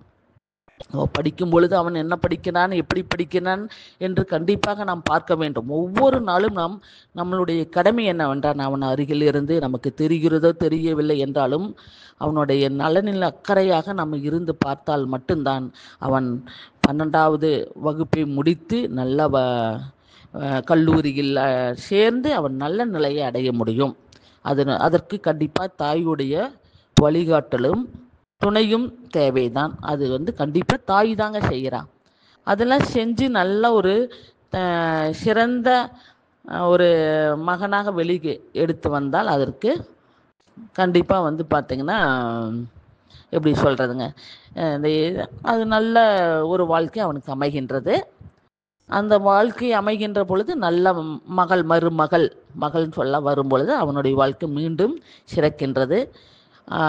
அவன் வாழ்க்கை சிறந்து வருவதற்கே அந்த தாய் தான் நம்ம நலனோட இறுதி வரை இருக்கின்றாள் என்று என்னுடைய வாதத்தை நான் தெரிவித்துக் கொள்கிறேன். மீண்டும் விவாதம் தொடரும். அன்புடன் ஜோதிமணி முருகேசன். அன்பிற்கினிய சிவகிரி நியூஸ் சேனல் வானொலி அன்பர்களுக்கு முதற்கண் என் வணக்கத்தை தெரிவித்துக் கொள்கின்றேன். தாண்டாம்பாளையம் NSPS மனோகரன், சிவகிரியில் இருந்து. சன் நியூஸ் தொலைக்காட்சியை போல் நாம் காணொளி காட்சி செய்யவில்லை. ஹலோ FM என்பதை போல் வானொலி மூலமாக உரையாடுவதைப் போல இந்த நிகழ்ச்சியை அமைக்க வேண்டும் என்று நமது அட்மின் முருகபூதி நண்பர் அவர்கள் கேட்டுக்கொண்டார். அனைவரதும் குரல்களை மட்டுமே பதிவு செய்யுங்கள் என்று கூறியிருந்தார். இன்று நடைபெற இருக்கின்ற பட்டிமன்ற நிகழ்வு ஆண்களின் நலனில் பெரிதும் அக்கறை கொண்டவர்கள், தாயா தாரமா என்ற தலைப்பை வழங்கியிருக்கிறார் நடுவர் ஐயா SK சதாசிவம் அவர்களுக்கு முதற்கண் என் வணக்கத்தை தெரிவித்துக் கொள்கின்றேன். முதலில் நாம் தலைப்பை கேட்கும் பொழுதே ஆணின் வளர்ச்சிக்கு முன்னேற்றத்திற்கு பெரிதும் காரணமாக இருப்பது தாயா தாரமா. ஆண் என்று சொல்லும் பொழுது ஒரு 10 வயது வரைக்கு குழந்தைகள், 10 வயதுக்கு மேல் ஒரு நல்ல ஆசிரியர்களின் வளர்ப்பிலே ஈடுபடுத்தி கொண்டிருக்கின்றோம். ஒரு மெச்சூரிட்டி, ஒரு ஆண்மகன் என்பது குறைந்த வயது 18 to 20 வயதுக்குள் நமக்கு ஏற்படுகிறது. அப்பொழுதுதான் பெற்ற தாயை கூட ஆம்பளை ஆயிட்டேடா, நீ நல்லது கெட்டது எதுவாக இருந்தாலும் இனி நீ தான் உன்னுடைய லைஃப்பில் நீ முடிவு செய்யணும் அப்படின்னு சொல்லக்கூடிய அளவுக்கு நமக்கு ஒரு மெச்சூரிட்டி, வளர்ச்சி, அறிவு வளர்ச்சி அடைந்து விட்டதாக கருதுகிறார்கள். அந்த சூழ்நிலையில் மேலும் ஒரு 5 ஆண்டு திட்டத்துக்குள் ஒரு 25 வயதுக்குள் நமக்கு திருமணம் என்பது நடைபெற்று வருகிறது. இப்பொழுது அந்த திருமண வயது 25 to ஒரு மனிதனுடைய ஆயுள் காலம் 75 80 வயது என்று வைத்துக்கொண்டால் குறைந்தது ஒரு 55 ஆண்டுகள் மனைவியுடனாக ஒரு பயணம்தான் மேற்கொள்ள இருக்கின்றோம். அதற்காக தாயின் வளர்ப்பு பொய்த்து விடாது. தாயின் சிறந்த கோயிலும் இல்லை, தந்தை சொல்மிக்க மந்திரமில்லை என்பதை யாரும் மறந்துவிடவும் இல்லை. இருப்பினும் தாய் என்பவரை விட தாரம் அதிக நாட்கள் நம்மிடம் பயணிப்பவர்கள் என்றாலும் நாம் கடந்து வந்த பாதையை மேலும் மெருகேற்றுவதும் நம்மை நல்வழியில் அழைத்து செல்வதும் நமது வழித்துணையான மனைவி என்பதே எனது முதற்கண் வாதத்தை வைக்கின்றேன். ஒரு தாய் விதை விதைத்து அந்த விதை பெரிதாகி மரமாக வளர்கின்றது. அந்த மரம் வளர்ந்தவுடன் அதற்கு மனைவி என்பவள் உரம் போட்டு அதை சீரான முறையிலே நேரான வழியிலே வழி நடத்த வேண்டும் என்று களை எடுப்பதிலிருந்து அதற்கு தேவையான உரம் இடுவதிலிருந்து அனைத்தும் செய்பவள் தாரமே. திருமணத்திற்கு முன் நாம் எங்கேனும் வெளியே சென்று லேட்டாக வந்தால் கூட அம்மா கேட்பாங்க, ஏடா எங்கடா போயிட்டு, அம்மா நண்பர்களோட பேசிட்டு இருந்துட்டு வந்துடும்மா, கொஞ்சம் லேட்டாச்சு அப்படின்ட்டா பெருசாக இது பண்ணிக்க மாட்டாங்க. ஏன்னா அவங்க நம்ம மேலே அன்பு செலுத்துறதுனால. அதுக்கு அடுத்தபடியாக இதே மாதிரி திருமணத்திற்கு பின்னாடி நாம் எங்கேயாவது வெளியில் சென்று லேட்டாக வரும்போது மனைவி என்பது ரொம்ப கடுமையாக கேட்பாங்க, இன்ன வரைக்கும் எங்கே சுற்றிட்டு வரீங்க, நேரமே வீட்டுக்கு வரணும்னு தோணாதா, வீட்டில் குழந்தைங்கெல்லாம் காத்துக்கிட்டு இருக்கிறாங்க அப்படின்னு நம்மக்கிட்ட ஒரு கடுமையான காட்டுவோம் கோபத்தை. அது கோபம்னு சொல்ல முடியாது, நம் மீது உள்ள அக்கறையினால் நம்மளை தவறான வழியில எதுவும் செய்து விடக்கூடாது என்கின்ற அக்கறையாக நம்மை கேட்கின்றார்கள். அப்படி அவர்கள் கேட்பதனால் நாமும் அவர்கள் மீது பயந்து அல்ல, பாசத்தினால் நமது வாழ்க்கை துணை நம்மை நம்பி வந்தவள் மிகவும் மகிழ்ச்சியாக இருக்க வேண்டும், அவளை சந்தோஷமாக வைத்து கொள்ள வேண்டும் என்ற நோக்கத்தோடு நாமளும் சற்று இதையெல்லாம் யோசித்து உடனடியாக வீடு செல்ல வேண்டும், குழந்தைகளை காண வேண்டும், அவர்களுடைய நேரம் செலவிட வேண்டும் என்று சரியான நேரத்திற்கு வீட்டிற்கு செல்ல நம்ம மனதை தூண்டுகிறது. இந்த சூழ்நிலையில் தாய் என்பவள் நல்ல நம்ம மனிதனாக்கினாள். தாய் என்பவர் தங்கம் போன்றவர்கள், தாரம் என்பவர்கள் அந்த தங்கத்தை ஆபரணமாக்குவது. வெறும் தங்க கட்டியை நாம் போட்டு அழகு பார்க்க முடியாது, தங்க நகைகளைத்தான் அணிந்து அழகு பார்க்க முடியும். அதனால் தங்கம் குறைவல்ல, ஆபரணம் நம்மை மேலும் மெருகேற்றுவது. அப்பொழுது ஒரு ஆணின் முன்னேற்றத்திற்கு பெரிதும் காரணமாக இருப்பது என்ற எடுத்துக்கொண்டால் வாழ்க்கை துணையான தாரமே என்பதனை முதற்கண் என் வாதமாக வைத்து அடுத்து மீண்டும் அடுத்த பதிவிலே உரையாடுவோம் என்பதை தெரிவித்துக் கொள்கின்றேன். நன்றி, வணக்கம். வணக்கம். நான் பட்டிமன்ற தலைப்பு ஆண்களின் நலனில் அக்கறை உள்ளவங்க பெண்களா தாரமா தாயா தாரமான்னு சொல்லி தலைப்பு கொடுத்துருக்குறீங்க. தலைப்புக்கு மிக்க நன்றி. நடுவர் அவர்களுக்கும் மற்ற பேச்சாளர்களுக்கும் அனைவருக்கும் நன்றி. எனது தாழ்மையான வணக்கத்தையும் தெரிவித்துக் கொள்கிறேன். நான் பெருந்துறையிலிருந்து சகுந்தலாதேவி பேசுகிறேன். என்னுடைய கணவர் பெயர் உலகநாதன் ஓவியர். இதில் உண்மை நான் சொல்லப்போனால் ஏன் தாயோட பார்ட்டை நான் எடுத்துக்கிறேன், தாய் தான் அதிகமான அக்கறை உள்ளவங்க அப்படிங்கிறத நான் சொல்ல வரேன் அப்படின்னா, ஒரு பெண் தாய்மையாகிற போது அவளோட உணர்வுகளே டோட்டலாக மொத்தமாகவே ஆணை சார்ந்து தான் அந்த தான் பெற்ற குழந்தைகள், அது ஆண்மகனாக இருந்தாலும் சரி பெண்மகனாக இருந்தாலும் சரி இருக்குது. ஆண்மகனாக இருந்தாலும் அதுக்கான முக்கியத்துவம் அவங்க தாய்க்கு தராங்க. அந்த மகனுக்கு ஒரு நல்வழிப்படுத்தி நல்ல கல்வியை கொடுத்து அவங்களுக்கு ஆரோக்கியமாகவும் செல்வ செழிப்போடவும் எந்த குறைகளும் இல்லாமல் பார்த்துக்கணுங்கிற அக்கறை தாய்மார்களுக்கு தான் அதிகமாக இருக்குது. அது அந்த பையனுக்கு ஒரு வாலிப பருவத்துக்கு அப்புறம் அந்த பையனுக்கு ஒரு கல்யாணத்தை பண்ணி வச்சு அந்த திருமணம் நடந்து முடிஞ்ச பாடு ஒரு மனைவிங்கிற ஒரு பொண்ணை நம்ம வீட்டுக்கு புதுசாக கூட்டிகிட்டு வர்ற போது அந்த பொண்ணு வந்து இந்த கணவன் மேலே அக்கறை உள்ளவங்க தான். ஆனால் அந்த அக்கறைங்கிறது அவங்க எது வரைக்கும் அவங்க ஒரு தாய்மை பருவம் அடையிற வரைக்கும் தான் அந்த கணவன் மேலே இருக்கிற அக்கறை இருக்கும். அதுக்கப்புறம் அவங்க கணவன் மேலே அக்கறையை விட தன்னோட குழந்தைகள் மேலே அக்கறை அதிகமாக இருக்குது. ஏன்னா அவங்க அந்த தாய்மையோட ஸ்டேஜுக்கு வந்துடுறாங்க, தாய்மையோட நிலைமைக்கு வந்துடுறாங்க. ஸோ அந்த தாய்மையோட நிலை வருவது அந்த பொண்ணு ஒரு தாயாயிடுறாங்க. ஆனாலும் கணவன் மேலே இருக்கிற அக்கறையை விட தன்னோட குழந்தைகள் மேலே இருக்கிற அக்கறை ஒரு படி மேலாக தான் இருக்கும். தன்னோட அம்மா வந்து எவ்வளோ தூரம் எந்த ஒரு நிலைமையில் இருந்தாங்களோ அதே மாதிரி தன்னோட மனைவியும் அந்த தான் பெற்ற குழந்தைகளுக்கு அவங்க அம்மாங்கிற ஸ்தானத்துக்கு வந்துடுறாங்க. ஸோ அவங்க அந்த இடத்துல அவங்க மனநிலை சுத்தமாகவே மாறிடுது. இப்போ இருக்கிற காலகட்டங்களில் மகன் மேலே ஒரு தாய் செலுத்துகிற அன்புங்கிறது அபரிமிதமாக தான் இருக்குது. அதே மாதிரி கணவன் மேலேயும் மனைவி செலுத்துகிற அன்பும் வந்து அபரிமிதமாக தான் இருக்குது.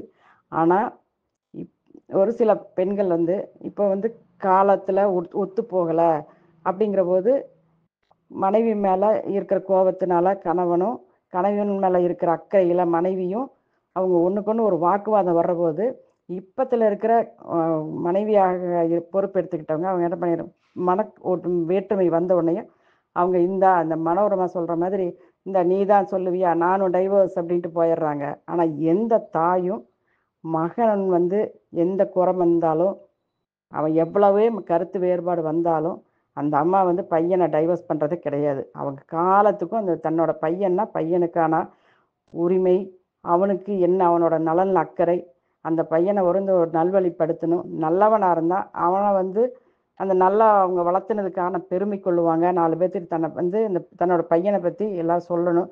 அவன் கெட்டவனாக இருந்தாலுமே, ஏன்னா அப்போ அவங்க தன்னைத்தான் குறை சொல்லிக்குவாங்க. வளர்ப்பு என்ன நான் இப்படியா வளர்த்தேன் இன்னொன்று அப்படிங்கிற மாதிரி தன்னைத்தான் குறை சொல்லிக்குவாங்களா சாப்பிட. அப்போ கூட அந்த மகனை குறை சொல்கிறதுக்கு அவங்க விரும்ப மாட்டாங்க. ஆனால் இந்த மனைவிங்கிறவங்க அவங்க வர்றபோது அந்த தான் தாய்மையை அடைஞ்சு அவங்க தாயாக ஆனாலுமே தன்னோட மாமனார் மாமியார் இவங்களை வந்து ஒரு விட்டு கொடுத்து தான் அவங்க பேசுகிறாங்க. பேசுகிற சூழ்நிலைக்கு அவங்களும் கட்டாயம் ஆயிடுறாங்க.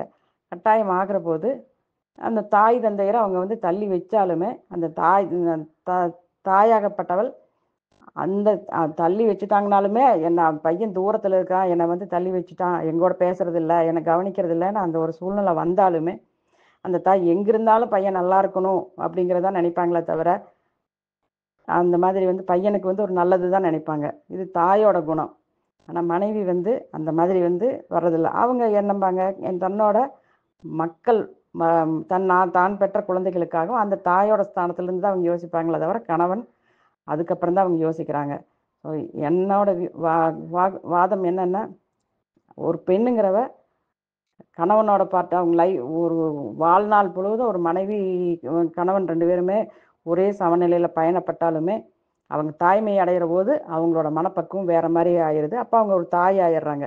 ஸோ எந்த இதுலேயுமே வந்து ஒரு தாய் தான் முதல் இடத்துல இருக்கிறாங்கங்கிறது என்னோட வாதம். எனக்கு பேச ஒரு சந்தர்ப்பம் கொடுத்ததுக்கு இந்த குழுவுக்கு மிகவும் நன்றி. ஆண்களின் நலனில் அதிகம் அக்கறை உள்ளவர்கள் தாயா தாரமா என்ற தலைப்பில் ஒரு விவாதம். நிர்மலா தேவி மேடம் தாய்தான் என்று சிறப்பாக பேசியிருந்தார். அவர் சொன்னதிலிருந்தே தெரிகிறது தாய் எவ்வளோ இம்பார்ட்டன்ட் கொடுக்குறாங்க, என்ன காரணம்னு சொல்கிறாங்க. அதில் பேசும்போதே ஒரு வார்த்தை சொல்லியிருந்தாங்க, தன் பிள்ளையை நல்லா வளர்த்துருந்தா அவங்க வந்து நல்ல இடத்துக்கு போவாங்க, அதுக்கு அக்கறை கொடுப்பாங்க அப்படின்னு.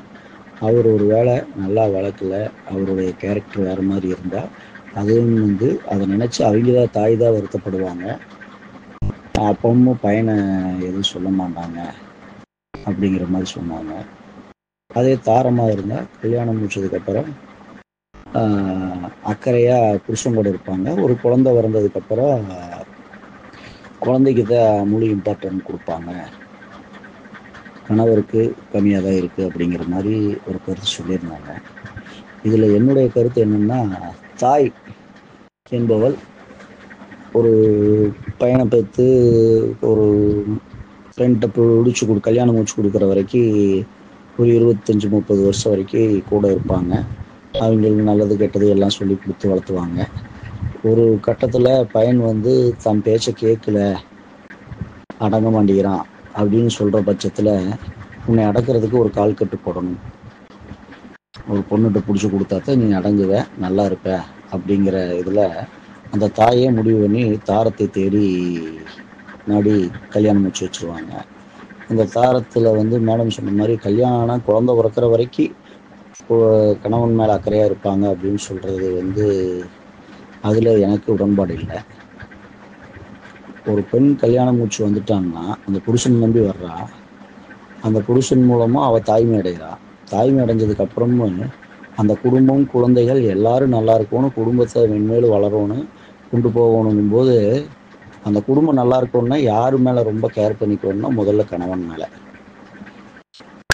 மேலே ரொம்ப கேர் பண்ணிக்குவான். கணவனுடைய சுய துக்கம் சந்தோஷம் அனைத்துலேயும் முழு பங்கு உண்டுவான். ஒரு பக்கம் வேலைக்கு போகிறாரு கணவன், வேலைக்கு போகிற இடத்துல பண ரீதியாக பிரச்சனை வரும்போது என்னன்னா ஒரு கட்டத்தில் மனைவியும் வேலைக்கு போக ஆரம்பிப்பாங்க.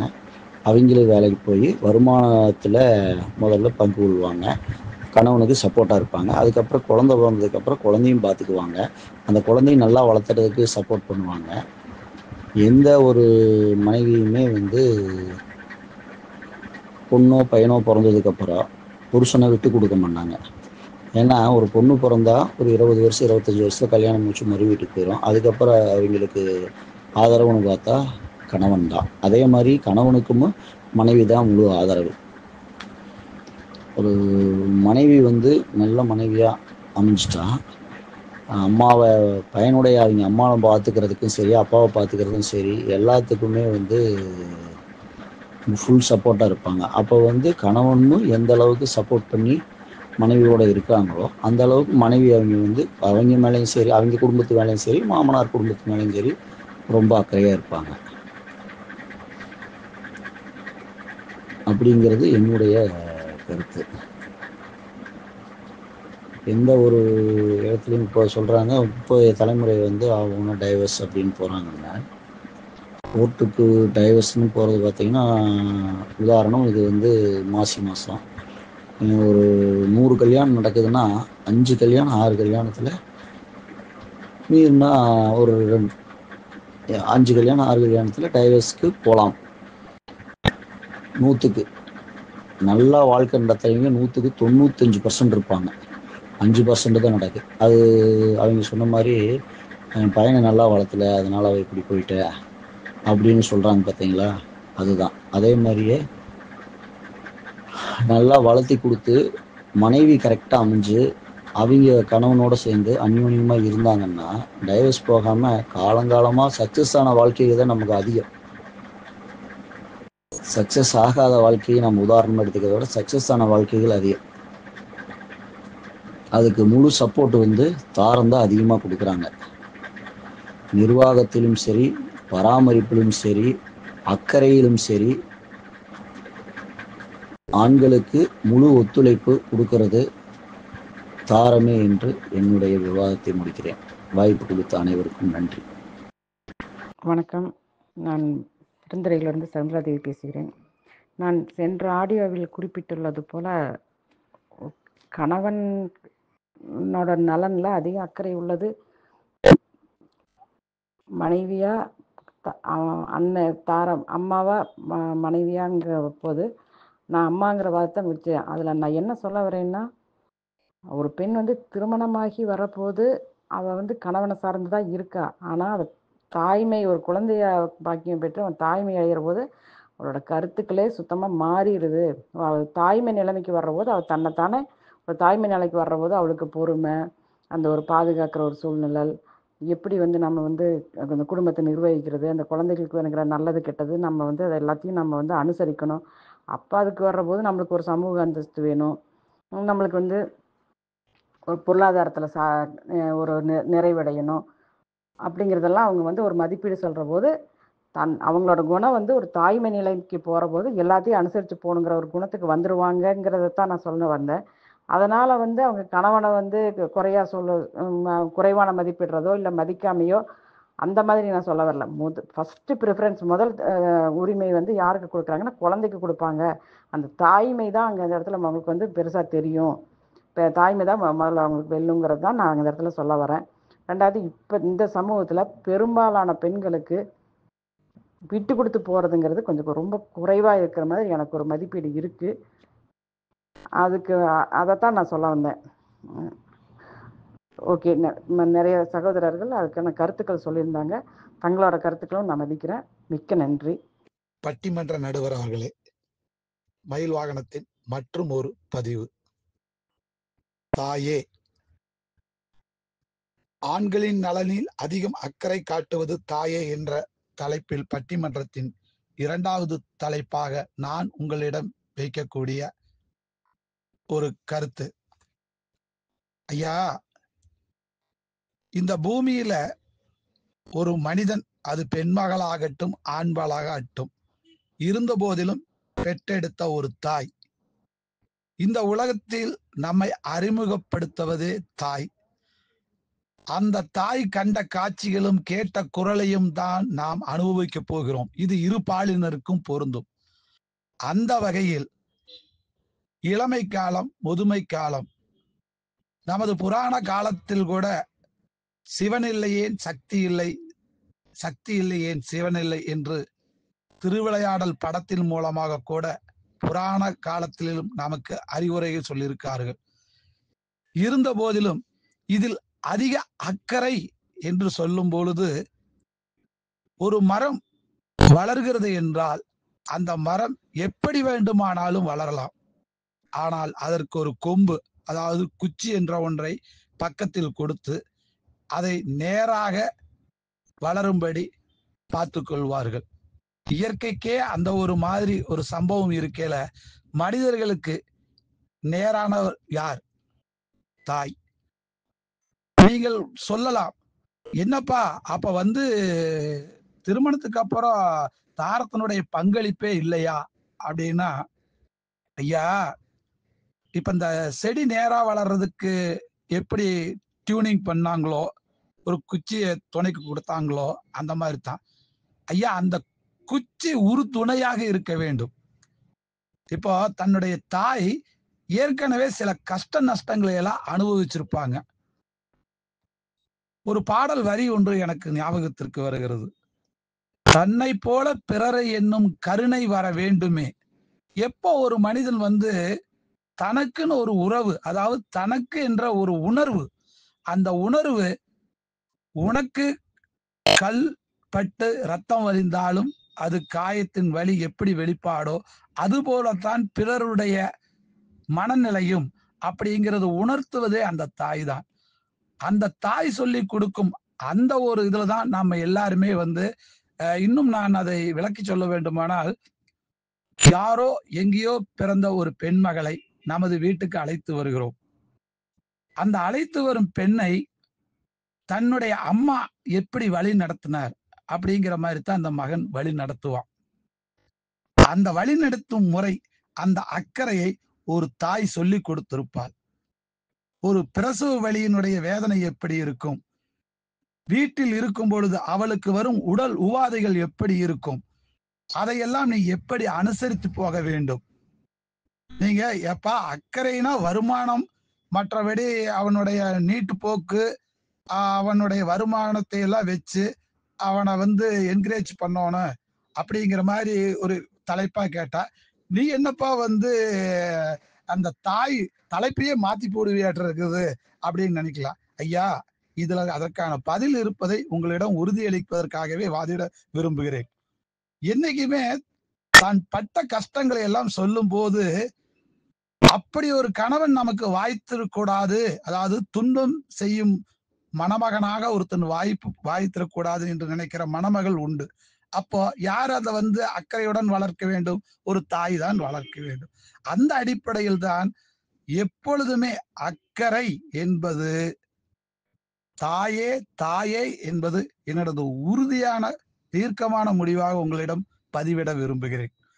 தான் பட்ட கஷ்டங்கள், என்னடா கஷ்டம் கஷ்டம்னு இப்படியே சொல்லிட்டு இருக்கேன்னா, பொதுவாகவே நல்ல ஒரு ஆரோக்கியமான ஒரு விஷயம் என்றால், எப்படி என் மாப்பிள்ளை இருக்காரு, என் பிள்ளைய தங்கமா தாங்குறாரு அப்படின்னு எப்போ ஒரு சம்மந்தி நினைக்க ஆரம்பிச்சிட்டாங்களோ, அப்பவே தான் தன் குழந்தைகளை விட்டுட்டு நம்ம அனாதையா போகிற உணர்வு அவர்களுக்கு வராது. இது ஆணுக்கும் பொருந்தும், பெண்ணுக்கும் பொருந்தும். ஆனால் வளர்த்தது, அக்கறையோடு செயல்பட்டது அனைத்தும் இந்த தாய் தாய் என்ற ஒரு வாதத்தை உங்களிடம் வைத்து எனது அடுத்த விவாதத்தில் உங்கள் குரலில் பதிவிட விரும்புகிறேன். மயில் வாகனன். தாய் தன் மகனின் முன்னேற்றத்தை மட்டுமே காணுகிறாள். ஆனால் தாரமோ தன் கணவனின் முன்னேற்றத்தின் வாயிலாக தன் வாழ்வாதார முன்னேற்றத்தையும் தன் பிள்ளைகளின் முன்னேற்றத்தையும் காண்கிறாள். சிவகிரி நியூஸ் வானொலி அன்பர்களுக்கு மீண்டும் தாண்டாம்பாளையம் NSPS மனோகரனின் வணக்கத்தை தெரிவித்துக் கொண்டு, இன்று நடைபெற்று கொண்டிருக்கின்ற பட்டிமன்றம் ஆண்களின் முன்னேற்றத்திற்கு பெரிதும் காரணம் தாயா தாரமா என்ற தலைப்பிலே நடைபெற்று கொண்டிருக்கிறது. தாயா என்ற தலைப்பில் அன்பர்கள் உரையாடினார்கள். அவர்களுடைய உரையாடலில் அதிகம் அக்கறை செலுத்துவது தாயா தாரமா என்றால் அன்பு செலுத்துவது தாய். அதில் யாருக்கும் எந்தளவும் ஐயமில்லை. ஏனென்று கேட்டால் ஒரு மானிடன் மட்டுமல்ல, எல்லா உயிரினங்களுக்குமே அன்பு செலுத்துவதில் தாய்மையை விட வேறு எதுவும் இல்லை. ஆனால் அக்கறை செலுத்துவது என்பதுதான் இப்போது நமது பட்டிமன்றத்தின் தலைப்பு. ஒரு பெண்மணி பேசிய பொழுது, திருமணம் ஆனவுடன் தன் கணவன் மீது அன்பு செலுத்துகிறார்கள். அதே ஒரு குழந்தை பிறந்து விட்டால் தன்னுடைய அன்பு முழுவதும் குழந்தைக்கு சென்று விடுகிறது என்று கூறினார்கள். உண்மைதான். அந்த குழந்தை பெரியவனாகி அவனுக்கு என்று ஒரு திருமணம் நடைபெற்று தனி குடித்தனம் என்று சென்று விட்ட பிறகு தனக்கு தயவாக இருப்பது யார்? அதே ஆண்மகன், கணவன். அப்பொழுது தன்னுடைய இறுதி காலம் வரை நமக்கு வழித்துணையாக இருக்கப் போவது கணவனே என்ற ஒரு ஆண்மகனே. அந்த ஆண்மகனின் நலனில் அதிக அக்கறை கொண்டு அவனுக்காகவே தன் வாழ்நாள் முழுவதும் வாழ்வது ஒரு தாரமே. அதாவதுங்க, சின்ன வயசுல அம்மா எனக்கு இந்த வண்டி வேணும் அப்படின்னு ஒரு பிள்ளை கேட்டா உடனே அங்கே இங்கே கடனை வாங்கியாவது அந்த தாய் அந்த வண்டியை வாங்கி கொடுத்து சந்தோஷப்படுத்துறது தாய். அது அன்பு. அதே திருமணமாகி அவன் ஒரு குடும்பத்துக்கு தலைவனாக வழி நடத்தி கொண்டிருக்கும் பொழுது ஏதோ ஒரு சூழ்நிலையில் ஒரு மாதம் வேலை இல்லை என்ற ஒரு சூழலில் அவன் குடும்பம் நடத்த சிரமப்பட்டு கொண்டிருக்கும் பொழுது, ஏங்க கவலைப்படாதீங்க, நான் நீங்கள் கொடுத்த செலவுக்கு கொடுத்த காசுல கொஞ்சம் கொஞ்சம் அப்படியே கையிருப்பாக வச்சுருந்தேன், ஒரு தொகை என்கிட்ட இருக்குது, இந்த மாதம் நம்ம அதை சமாளிச்சுக்கலாங்க அப்படின்னு சொல்லி அந்த கணவனை தேற்றுவது, அக்கறையாக இருந்து அந்த பொருளாதாரத்தை ஈட்டி சூழ்நிலையை சுமூகமாக தீர்த்து வைப்பது தாரமே. தனது இளமை காலங்களில் தாயின் அன்பிலும் அரவணைப்பிலும் வாழ்வது என்பது எளிது. அதே தனது திருமண காலத்திற்கு பிள்ளைகளுக்கெல்லாம் திருமணம் செய்து முடித்த காலத்தில் ஒரு ஆண்மகன் முதுமை காலத்தில் தன்னுடைய வாழ்க்கை துணை இல்லாமல் வாழ்வது என்பது எவ்வளவு கடினமானது என்பதை உணர்வோம். ஒவ்வொரு வேலைக்கும் நமக்கு ஒரு டம்ளர் வெந்நீர் கொடுப்பதற்கு கூட நாம் எதிர்பார்ப்பது நமது துணைவியைத்தான். அப்படிப்பட்ட அந்த துணைவி நமக்காக பார்த்து பார்த்து சமைப்பது, நமது தேவைகளை செய்வது, நம்முடைய பயணத்தின் போது நமக்கு வழித்துணையாக வருவது, அனைத்துமே செய்யப்படுவது ஒரு மனைவி மட்டுமே. அதனால்தான் திருமணத்தின் போது கூட ஒரு ஆணிற்கும் பெண்ணிற்கும் குறைந்தது ஒரு 7-8 வயது வித்தியாசத்தில் திருமணம் செய்கின்றார்கள். ஏனென்று கேட்டால், கணவன் முதுமை அடையும் போது தாங்கள் கொஞ்சம் அவரை விட வயது குறைவராக இருந்தால் அவருக்கு வாழ்க்கை துணையாக மட்டுமல்ல வழித்துணையாகவும் அமைய வேண்டும் என்கின்ற ஒரே நோக்கத்தில் தான் நம் முன்னோர்கள் இப்படி ஒரு ஏற்பாட்டை செய்துள்ளார்கள். அதாவதுங்க, ஒரு பெண்ணை வாழ வைக்கிறதுக்கு ஒரு தாய் எவ்வளவு சிரமப்பட்டிருப்பார்கள் என்பது நமக்கு தெரியும். ஏதோனும் ஒரு பிரச்சனை என்று வீட்டுக்கு வந்துவிட்டால் அவர்களை சமாதானப்படுத்தி அறிவுரை கூறி அவரது இல்லத்திற்கு கொண்டு அவர்களை வைத்து நல்ல முறையில் சுமூகமாக வாழ வேண்டும் என்று வாழ்த்திவிட்டு வருவார்கள். ஆனால் அதே தன் மகனுக்கு திருமணம் செய்து வைத்து ஒரு குடும்பத்தில் கணவன் மனைவிக்கு ஒரு பிரச்சனை, மாமியார் மருமகளுக்கு ஒத்து போகவில்லை என்றால் அப்பொழுது அந்த பெண் நடந்து கொள்ளும் விதம் என்ன? சற்று யோசித்து பாருங்கள். எப்படியாவது இவளை நாம் விரட்டிவிட்டால் இன்னொரு திருமணம் நமது மகனுக்கு செய்து வைத்து விடலாமா என்றெல்லாம் கூட நிறையான்னு சொல்ற கூட சில குடும்பங்கள் இது போன்ற நிகழ்வுகள் கூட நடப்பதை நாம் கண் கூட கண்டிருக்கின்றோம். அப்போ ஐயோ, நம் கணவனை விட்டு சென்றால் நம் வாழ்க்கை என்ன ஆவது என்று அந்த கணவனுடன் எத்தனையோ போராட்டங்களுக்கு பிறகு அவனை ஒரு நல்வழிப்படுத்தி அவர்களுக்கு ஒத்துப்போகும் வகையில் பயணம் செய்து போராடி வாழ்வதுதான் தாரத்தின் இன்றைய சூழ்நிலையாகவும் நிறைய குடும்பங்களில் அமைந்துள்ளது என்பதையும் நாம் பார்த்து கொண்டுதான் இருக்கின்றோம். ஆகவே தாயின் அன்பு உண்மை, அதை ஏற்றுக்கொள்ளப்பட வேண்டிய விஷயம். அதே சமயம் இப்பொழுது நமக்கு அன்பா அக்கறையா என்று எடுத்துக்கொண்டால்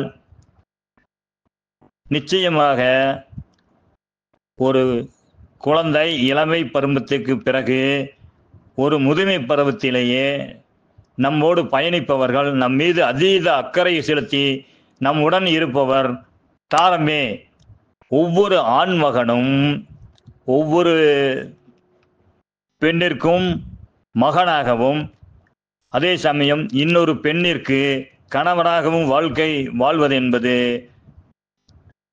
காலம் நிர்ணயிக்கப்பட்டது. இதில் பிள்ளையாக வாழும் காலத்தை விட கணவனாக வாழும் காலம் மிகவும்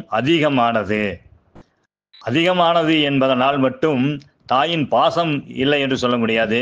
ஒரு தாய் நம்முடன் இருப்பது ஒரு 50 ஆண்டு காலம். அந்த 50 ஆண்டு காலத்தில் திருமணம் செய்து வைக்கும் வரை 25 காலம் நம் மீது அன்பு செலுத்தி நம்மை இன்னொருவருக்கு வாழ்க்கை வாழ நமக்கு ஏற்பாடு வசதி செய்து கொடுத்து திருமணத்தை செய்து வைத்தவர்கள். அந்த திருமண காலத்திற்கு பிறகு ஒரு 50 ஆண்டு காலம் அதற்கு மேலாகவும் நம்மோடு பயணிப்பது தாரமே. நிச்சயமாக நம்மளோடு நம் மீது அதீத அக்கறை செலுத்தி நம்மளை இறுதி வரை நம்மோடு இருந்து பயணித்து நம் வாழ்க்கையை வளமாகவும் நலமாகவும் மாற்றி அமைப்பது தாரமே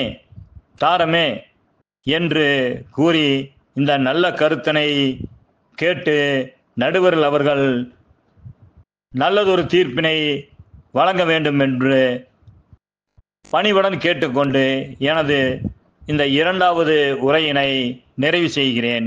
நன்றி, வணக்கம். சிவகிரி நியூஸ் சேனல் நேயர்களுக்கும்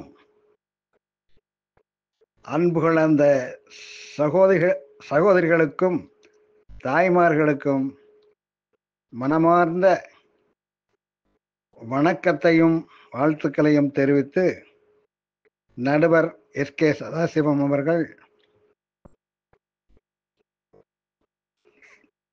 தீர்ப்பை சொல்லுகின்ற முகமாக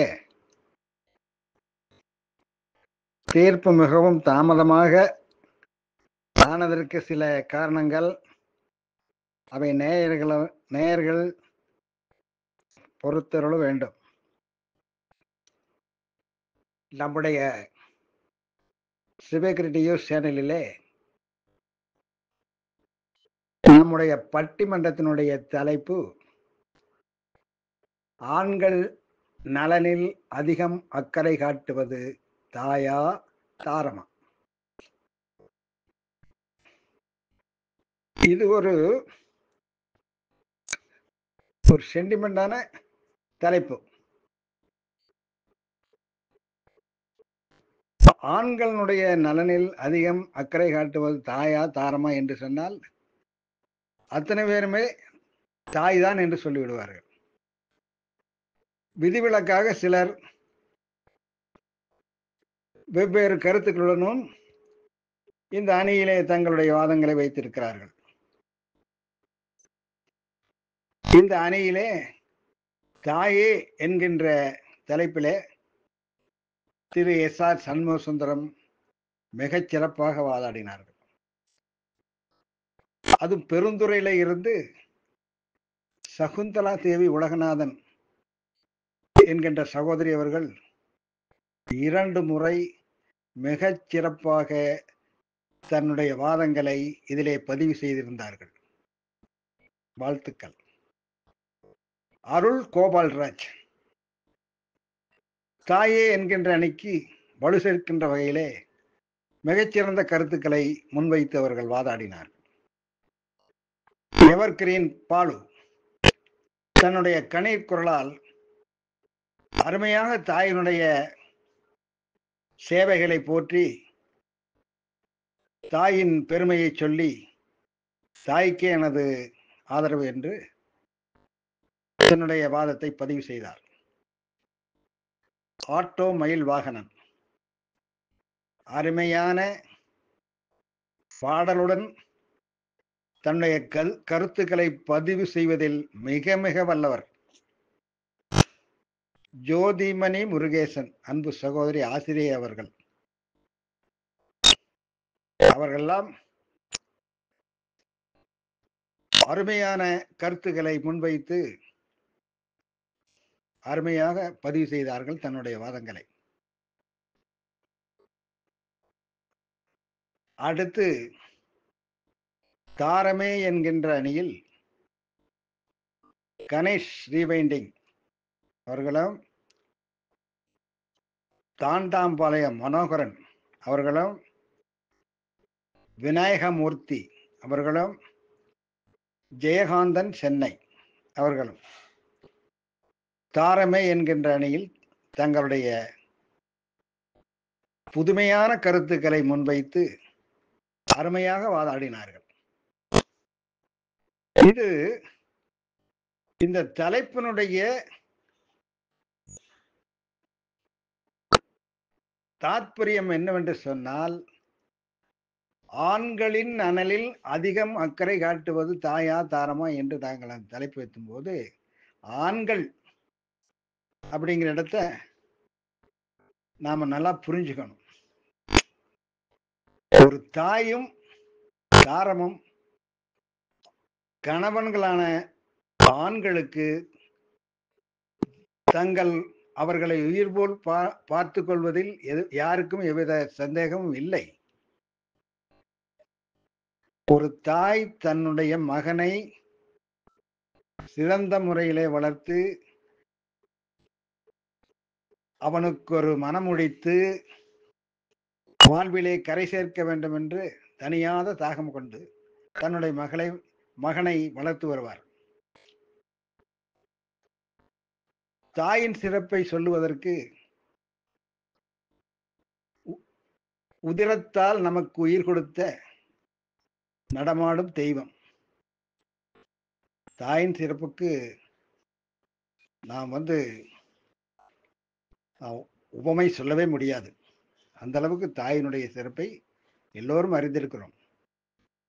அதே போல் தாரம், தாய்க்கு பின் தாரம்.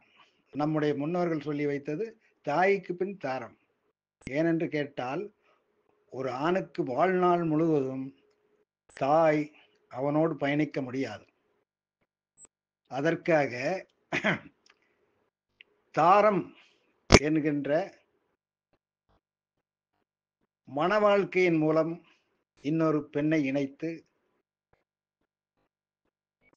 அந்த தன்னுடைய மகன் வாழ்வின் கடைசி வரைக்கும் ஒரு துணை அவனுடைய நலனிலே அக்கறை இருக்கின்ற துணை வேண்டும் என்று இன்னொரு திருமணத்தின் மூலம் தாரம் என்கின்ற உறவு அவருக்கு உருவாகிறது. அவனை பெற்று வளர்த்து ஆளாக்கி கரை சேர்த்த தாய் மிகச் சிறந்தவள் என்று சொன்னால், அதற்கு பின்னாலே அவனுடைய வாழ்விலே பயணிக்கின்ற தாரம் என்கின்ற அந்த பெண் அந்த ஆணுடைய நலனிலே மிக மிக அக்கறை செலுத்துவார்கள். ஆகவே இந்த தாய் தாரம் என்கின்ற உருமாறும் உறவுகள் என்றே நாம் சொல்லலாம். ஆண்கள் நலன் என்று சொல்லும்போது தாய் என்பவள் தன்னுடைய குழந்தைகள் அத்தனை பேருக்கும் திருமணம் செய்து அவர்களை எல்லாம் கரை சேர்த்த பின்னாலே தன்னுடைய கணவன் என்கின்ற ஆணோடு சேர்ந்து தன்னுடைய ஆயுள் பரியந்தம் வாழ்விலே பயணம் செய்கிறார். அப்போது அந்த தாய் குழந்தைகள் எல்லாம் கரை சேர்த்த பின்னாலே கணவன் என்கின்ற ஆண் தனியாக இருக்கும்போது அவருக்கு துணையாக கடைசி வரை அவனுடைய நலனிலே அக்கறை செலுத்துகின்ற மனைவியாகவே வாழ்கிறார்கள். மகனுடைய வாழ்க்கையிலே தாரம் என்பவள் அதே நிலை, அந்த தாய் என்ன செய்தார்களோ அதேதான் அவர்களும் செய்கிறார்கள். இதிலே இன்னொரு நிகழ்ச்சி என்னவென்று சொன்னால், இந்த தாய் என்பவள் சாதாரணமானவள் அல்ல. குழந்தைகளுக்கெல்லாம் கல்யாணம் மற்ற எல்லாம் அவர்களுக்கு வேண்டியதை செய்துவிட்டு மறுபடியும் மனைவியாகவே திரும்புகிறார் தன்னுடைய கணவனோடு. அந்த மனைவி என்பவள் அந்த ஆணுக்கு உறுதுணையாக உதவியாக வாழ்விலே பயணம் செய்யாவிட்டால் ஒரு கால் அந்த மனைவி இல்லை என்று சொன்னால் அந்த தனியாக இருக்கின்ற ஆண் நடைமாடும் ஒரு ஜடமாகத்தான் இருக்க முடியும். மனைவி என்பவள் கடைசி வரை தன்னுடைய வாழ்விலே சேர்ந்து பயணிக்கும் போதுதான் ஒரு ஆணுக்கு மிக மிக மதிப்பும் மரியாதையும் அந்த சமூகத்திலே கிடைக்கும். ஏன், உயிரின் ஊன்றுகோலை மனைவிதான். இப்படி குடும்பம் என்கின்ற அந்த படகிலே பயணம் செய்து அத்தனை குழந்தைகளையும் கரை சேர்த்த பின்னாலே கணவன் என்பவளுக்கு மறுபடியும் பணிவிடை செய்வதற்கு அந்த மனைவி வந்து விடுகிறார். அந்த மனைவியினாலே தான் அந்த கணவனுக்கு சமூக அந்தஸ்து, அத்தனை நிம்மதி, உயிரின் ஊன்றுகோலாகவே அந்த மனைவி தென்படுகிறார். இப்படி இந்த தலைப்பினுடைய சூட்சுமத்தை நேயர்கள் புரிந்து கொள்ள வேண்டும். ஆண்கள் நலனில் அதிகம் அக்கறையாட்டுவது தாயாதாரமா என்றுதான் இதனுடைய கேள்வி. ஆண்கள் என்னும் போது மகனும் ஆண்தான், அந்த தாயின் கணவனும் ஆண்தான். ஆகவே மகன்களை எல்லாம் கரையேற்றி விட்டு மறுபடியும் திரும்ப தன்னுடைய கணவனான ஆணோடு சேர்ந்து அந்த கணவனுக்கு உறுதுணையாக இருந்து கடைசி வரை பயணம் செய்து இந்த வாழ்க்கையை நிறைவு செய்கிறார். அதே போல் தாரமாக இருந்த அந்த பெண்ணும் தன்னுடைய வாழ்க்கையிலே அதே தாய் செய்த அதே காரியங்களை செய்துவிட்டு மறுபடியும் அந்த கணவன் என்கின்ற ஆணோடு சேர்த்து பயணிக்க ஆரம்பித்து விடுகிறார். இப்படி தாயா தாரமா என்கின்ற தலைப்பை நாம் வேறு விதமாக புரிந்து கொண்டு வாதிடுகிறோம் என்பது சிலருக்கு தெரியவே இல்லை.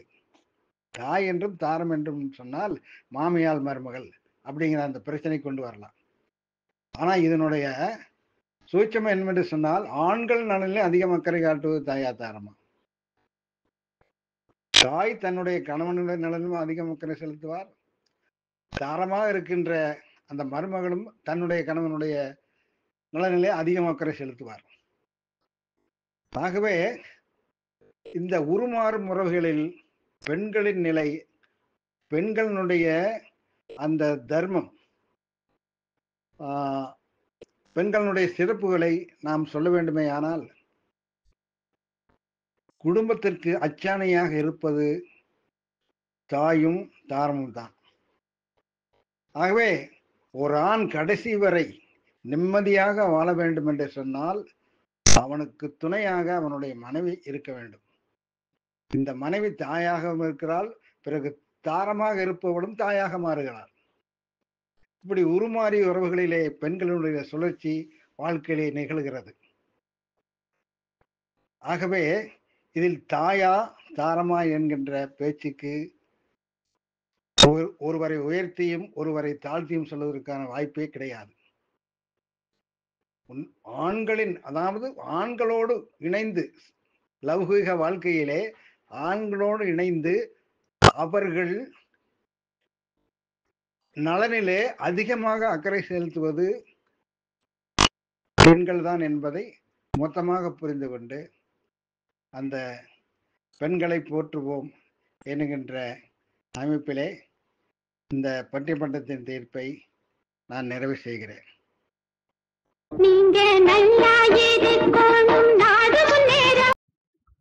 நடுவர் ஐயாவுக்கு வணக்கம். ரொம்ப ஒரு அருமையான தீர்ப்பை வழங்குனீங்க. நான் தாய் அப்படிங்கிற அணியில வாதிட்டேன். எவர்கிரீன் பாலு. நீங்க தாய் அப்படின்னு சொல்லி தீர்ப்பு சொல்லி இருந்தாலும் ரொம்பவும் மகிழ்ச்சி அடைஞ்சிருப்பேன். அதே போல தாரம் அப்படின்னு சொல்லி இருந்தாலும் அதிலும் எனக்கு எந்த ஒரு மாற்று கருத்தும் இல்லாமல் அதை நான் ஆமோதிச்சிருப்பேன். ஒரு பெண் தாரமாக வந்த பிறகு அதன் பிறகுதான் அவங்க தாயா மாறுறாங்க. இந்த தாரமாக வந்ததிலிருந்து தாயாக மாறும் வரை இருக்கக்கூடிய கணவன் மனைவிக்கு இடையிலான உறவு அது வேறு மாதிரியானது. உடல் இச்சைகளோடு இருக்கக்கூடிய ஒரு பந்தமாக அதை நான் பார்க்குறேன். ஆனால் ஒரு குழந்தைக்கு தாயான பிறகு அந்த தாய் தன் கணவனை ஒரு பக்கமாக கவனித்தால் கூட தன்னுடைய கவனம் பூரா குழந்தைகள் மேலே போயிடும். அந்த குழந்தைகளை வளர்த்து அதை இன்னொரு பெண் கையில் கொடுக்கும் வரை, தன்னுடைய பெண்ணை இன்னொரு ஆண் கையில் கொடுக்கும் வரை அந்த தாய் தன் குழந்தைகள் மீதான அக்கறை அதிகமாக காட்டுவாங்க. அதற்கு அடுத்ததாக பேரன் பேத்திகள் என்று அவர்கள் மீது அதிக அக்கறை காட்டுவார்கள். ஐயா சொன்னது மாதிரி அந்த மனைவி தாரமாக இருந்து தாயான பிறகு குழந்தைகளெல்லாம் ஒரு நிலையில் சேர்ந்த பிறகு மீண்டும் தாரமாக வருவதாக ஐயா சொன்னீங்க. ஆனால் எனக்கு அதில் மாற்று கருத்து இருக்கு. குழந்தைகளையெல்லாம் வழி அமைத்து விட்டு அவர்கள் திரும்ப மீண்டும் கணவனிடம் வரும்போது தாரமாக வருவதில்லை, அந்த கணவனுக்கு மீண்டும் ஒரு தாயாக வந்து சேர்றாங்க. அந்த வகையில் அவர்களும் ஒரு தாய் தான். மாற்றாந்தாய் அப்படின்னு சொல்லுவாங்க. இது அப்படி அல்ல, மற்றொரு தாய் அவங்க. அதனால நீங்க தந்த தலைப்பு இருவருக்கும் சமமாக தந்த தலைப்பு ரொம்ப அருமையா இருந்தது. ரொம்ப நன்றிங்க ஐயா. சிவகிரி நியூஸ் வானொலியில் நேற்று முன்தினம் நடைபெற்ற ஆண்களின் முன்னேற்றத்திற்கு பெரிதும் காரணம் தாயா தாரமா என்ற தலைப்பில் வாதிட்டு தீர்ப்பை எதிர்பார்த்து ஆவலோடு காத்திருந்தோம். நடுவர் அவர்கள் தற்போது தங்களது தீர்ப்பினை வழங்கியுள்ளார்கள். முதலில் ஒரு பெண் தாரமாகவும் பிறகு அவளே தாயாகவும் தன் குழந்தைகளை நல்வழிப்படுத்தி அவர்களுக்கு மனம் முடித்த பிறகு மீண்டும் தன் கணவனுக்கு தாரமாகவும் இறுதி வரை பயணித்து தங்களது தியாகத்தினை புரிகின்றார்கள். ஆகவே பெயர்கள்தான் மாறுகிறது. தாரம், தாய், தாரம், இப்படி மாறி மாறி ஆண்களுடைய நலனிலேயே அக்கறை செலுத்தும் அந்த பெண் குலத்தை போற்றும் வகையில் இரு வகையிலும் உயர்ந்தவர்கள் ஆண்களை அக்கறை செலுத்துபவர்கள். தாய் தாரம் இருவரும் ஒருவருக்கொருவர் சளைத்தவர்கள் அல்ல என்பதனை மிக தெளிவான முறையில் எடுத்துரைத்து தனது தீர்ப்பினை வழங்கியுள்ளார்கள். இந்த தீர்ப்பினை தலைவணங்கி மனமகிழ்வோடு ஏற்கின்றேன். பட்டிமன்ற நடுவர் எஸ்கே சதாசிவம் ஐயா அவர்களுக்கு மீண்டும் நன்றிகளையும் வணக்கத்தையும் தெரிவித்துக் கொள்வது NSP சன் மனோகரன். நன்றி, வணக்கம். மன்னனின் கௌரவம் சதுரங்க வடிவிலே மறிக்கின்ற சேனையோ பிள்ளையின் வடிவிலே. சிவகிரி நியூஸ் தன்னார்வ நிருபர் திரு மயில்வாகனன். திரு பட்டிமன்ற தீர்ப்பு நடுவர் SK சதாசிவம் ஐயா அவர்களே, நீண்ட நாள் பட்டிமன்ற தீர்ப்பினை எதிர்பார்த்து கொண்டிருந்தவர்களுக்கு என்ன சிரமம் என்பது இந்த பாடல் வரியின் மூலம் நான் உங்களுக்கு சொல்ல விரும்புகிறேன். வாதிடுவது கூட அனைவரும் வாதிட விடலாம்.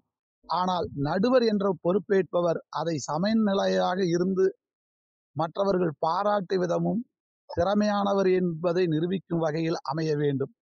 அப்படி ஒரு தீர்ப்பை சொன்ன உங்களுக்கு நெஞ்சார்ந்த நன்றிகள். இதுபோக நேரில் பட்டிமன்றத்தில் நாமும் ஒரு தடவை வாதாடுற மாதிரி எங்காவது கலந்துக்க முடியுமா என்பவர்கள் எல்லாம் நான் இருக்கிறேன் வாருங்கள் என்ற மாதிரி ஒரு நிகழ்ச்சியை ஏற்படுத்தி அதற்கு தலைப்பிட்டு பாதையிட வைத்த உங்களுக்கும், இதை சிறப்பாக செய்திருந்த திரு முருகுபூதி ஐயா அவருக்கும் நெஞ்சார்ந்த நன்றிகள். தீர்ப்பின் விதம் அருமை ஐயா, அருமை. நியூஸ் சேனலில் பயணிக்கும் நேயர்களுக்கும் அன்பர்களுக்கும் நண்பர்களுக்கும் வணக்கம். பட்டிமன்ற தீர்ப்பை நடுவர் ஐயா அவர்கள் பெண்களை போற்றுவோம் என்று சமமாக பாவித்து தீர்ப்பை அருமையாக கூறியுள்ளார். அவருடைய கருத்துக்களும் விவாதங்களும் மிகவும் அருமை. அந்த வார்த்தைகள் அனைத்தும் தேர்ந்தெடுத்த கலைஞர் என்பது நிரூபிக்கின்றது. இதே போன்ற நிகழ்ச்சிகள் மேல்மேலும் வளர வேண்டும். அதற்கு ஐயா நமக்கு வழிகாட்டலாக இருக்க வேண்டும் என்று கேட்டுக்கொண்டு தீர்ப்பு கூறியதற்கு நன்றி ஐயா. வாழ்க வளமுடன். வாழ்த்துக்கள். மிகவும் சரியானதொரு தீர்ப்பினை வழங்கிய சமூக சிந்தனையாளர் திரு சதாசிவம் ஐயா அவர்களுக்கு நன்றிகளும் வாழ்த்துக்களும். இந்த தீர்ப்பினை முழு மன மகிழ்வோடு ஏற்றுக்கொள்கிறேன். சிவகிரி ரேடியோ நியூஸுக்காக K. கணேசன். மிகவும் அருமையான தீர்ப்பு ஐயா. நடுவர் அவர்களுக்கு மிகவும் நன்றி. அன்னைக்கு இணையாய் அன்பை சொருபவர் அகலத்தில் ஆறுண்டு. தன்னை கொடுத்து தாயாகும் தாரம் அவளுக்கு உலகில் நிகருண்டோ. 10 மாதம் கருவறை சுமந்தவள் தாயின் தியாகம் சொல்லிட வார்த்தைகள் உண்டோ. ஆயுள் கைதியாய் இல்லச்சிறையில் தாரத்தின் தியாகம் மறந்தோர் உண்டோ. ஆயுள் கைதியாய் இல்லச்சிறையில் தாரத்தின் தியாகம் மறந்தோர் உண்டோ. கணவனையும் அவன் கருவையும் தாங்கி தாயானவளும் தாரமன்றோ. கணவனையும் அவன் கருவையும் தாங்கி தாயானவளும் தாரமன்றோ. பிரித்து பார்க்க முடியாத தாயும் தாரமும் தரணி போற்றும் தாய்மையின் சின்னமன்றோ. பிரித்து பார்க்க முடியாத தாயும் தாரமும் தரணி போற்றும் தாய்மையின் சின்னமன்றோ. இப்பேற்பட்ட ஒரு தாய் மற்றும் தாரத்தின் பெருமைகளை இன்னும் எல்லா விதமான வடிவங்களிலும் போற்றுவோம். தாய் மற்றும் தாரம் இருவரும் பெண்ணின் மறு உருவம். பெண்மையை போற்றுவோம் என்ற வார்த்தை மிகவும் உன்னதமானது. இந்த தீர்ப்பு மிகவும் மகத்தானது என்று கருதி நடுவர் ஐயாவிற்கு எங்களது மனமார்ந்த நன்றியை தெரிவித்துக் கொள்கிறோம். நன்றி, வணக்கம். சிவகிரி நியூஸ் சேனலுக்கு வணக்கம். பட்டிமன்றத்தின் தீர்ப்பு வழங்கிய ஐயா அவர்களுக்கு மிக மிக நன்றி. பாராட்டுதலுக்குரிய தீர்ப்பு. நன்றி.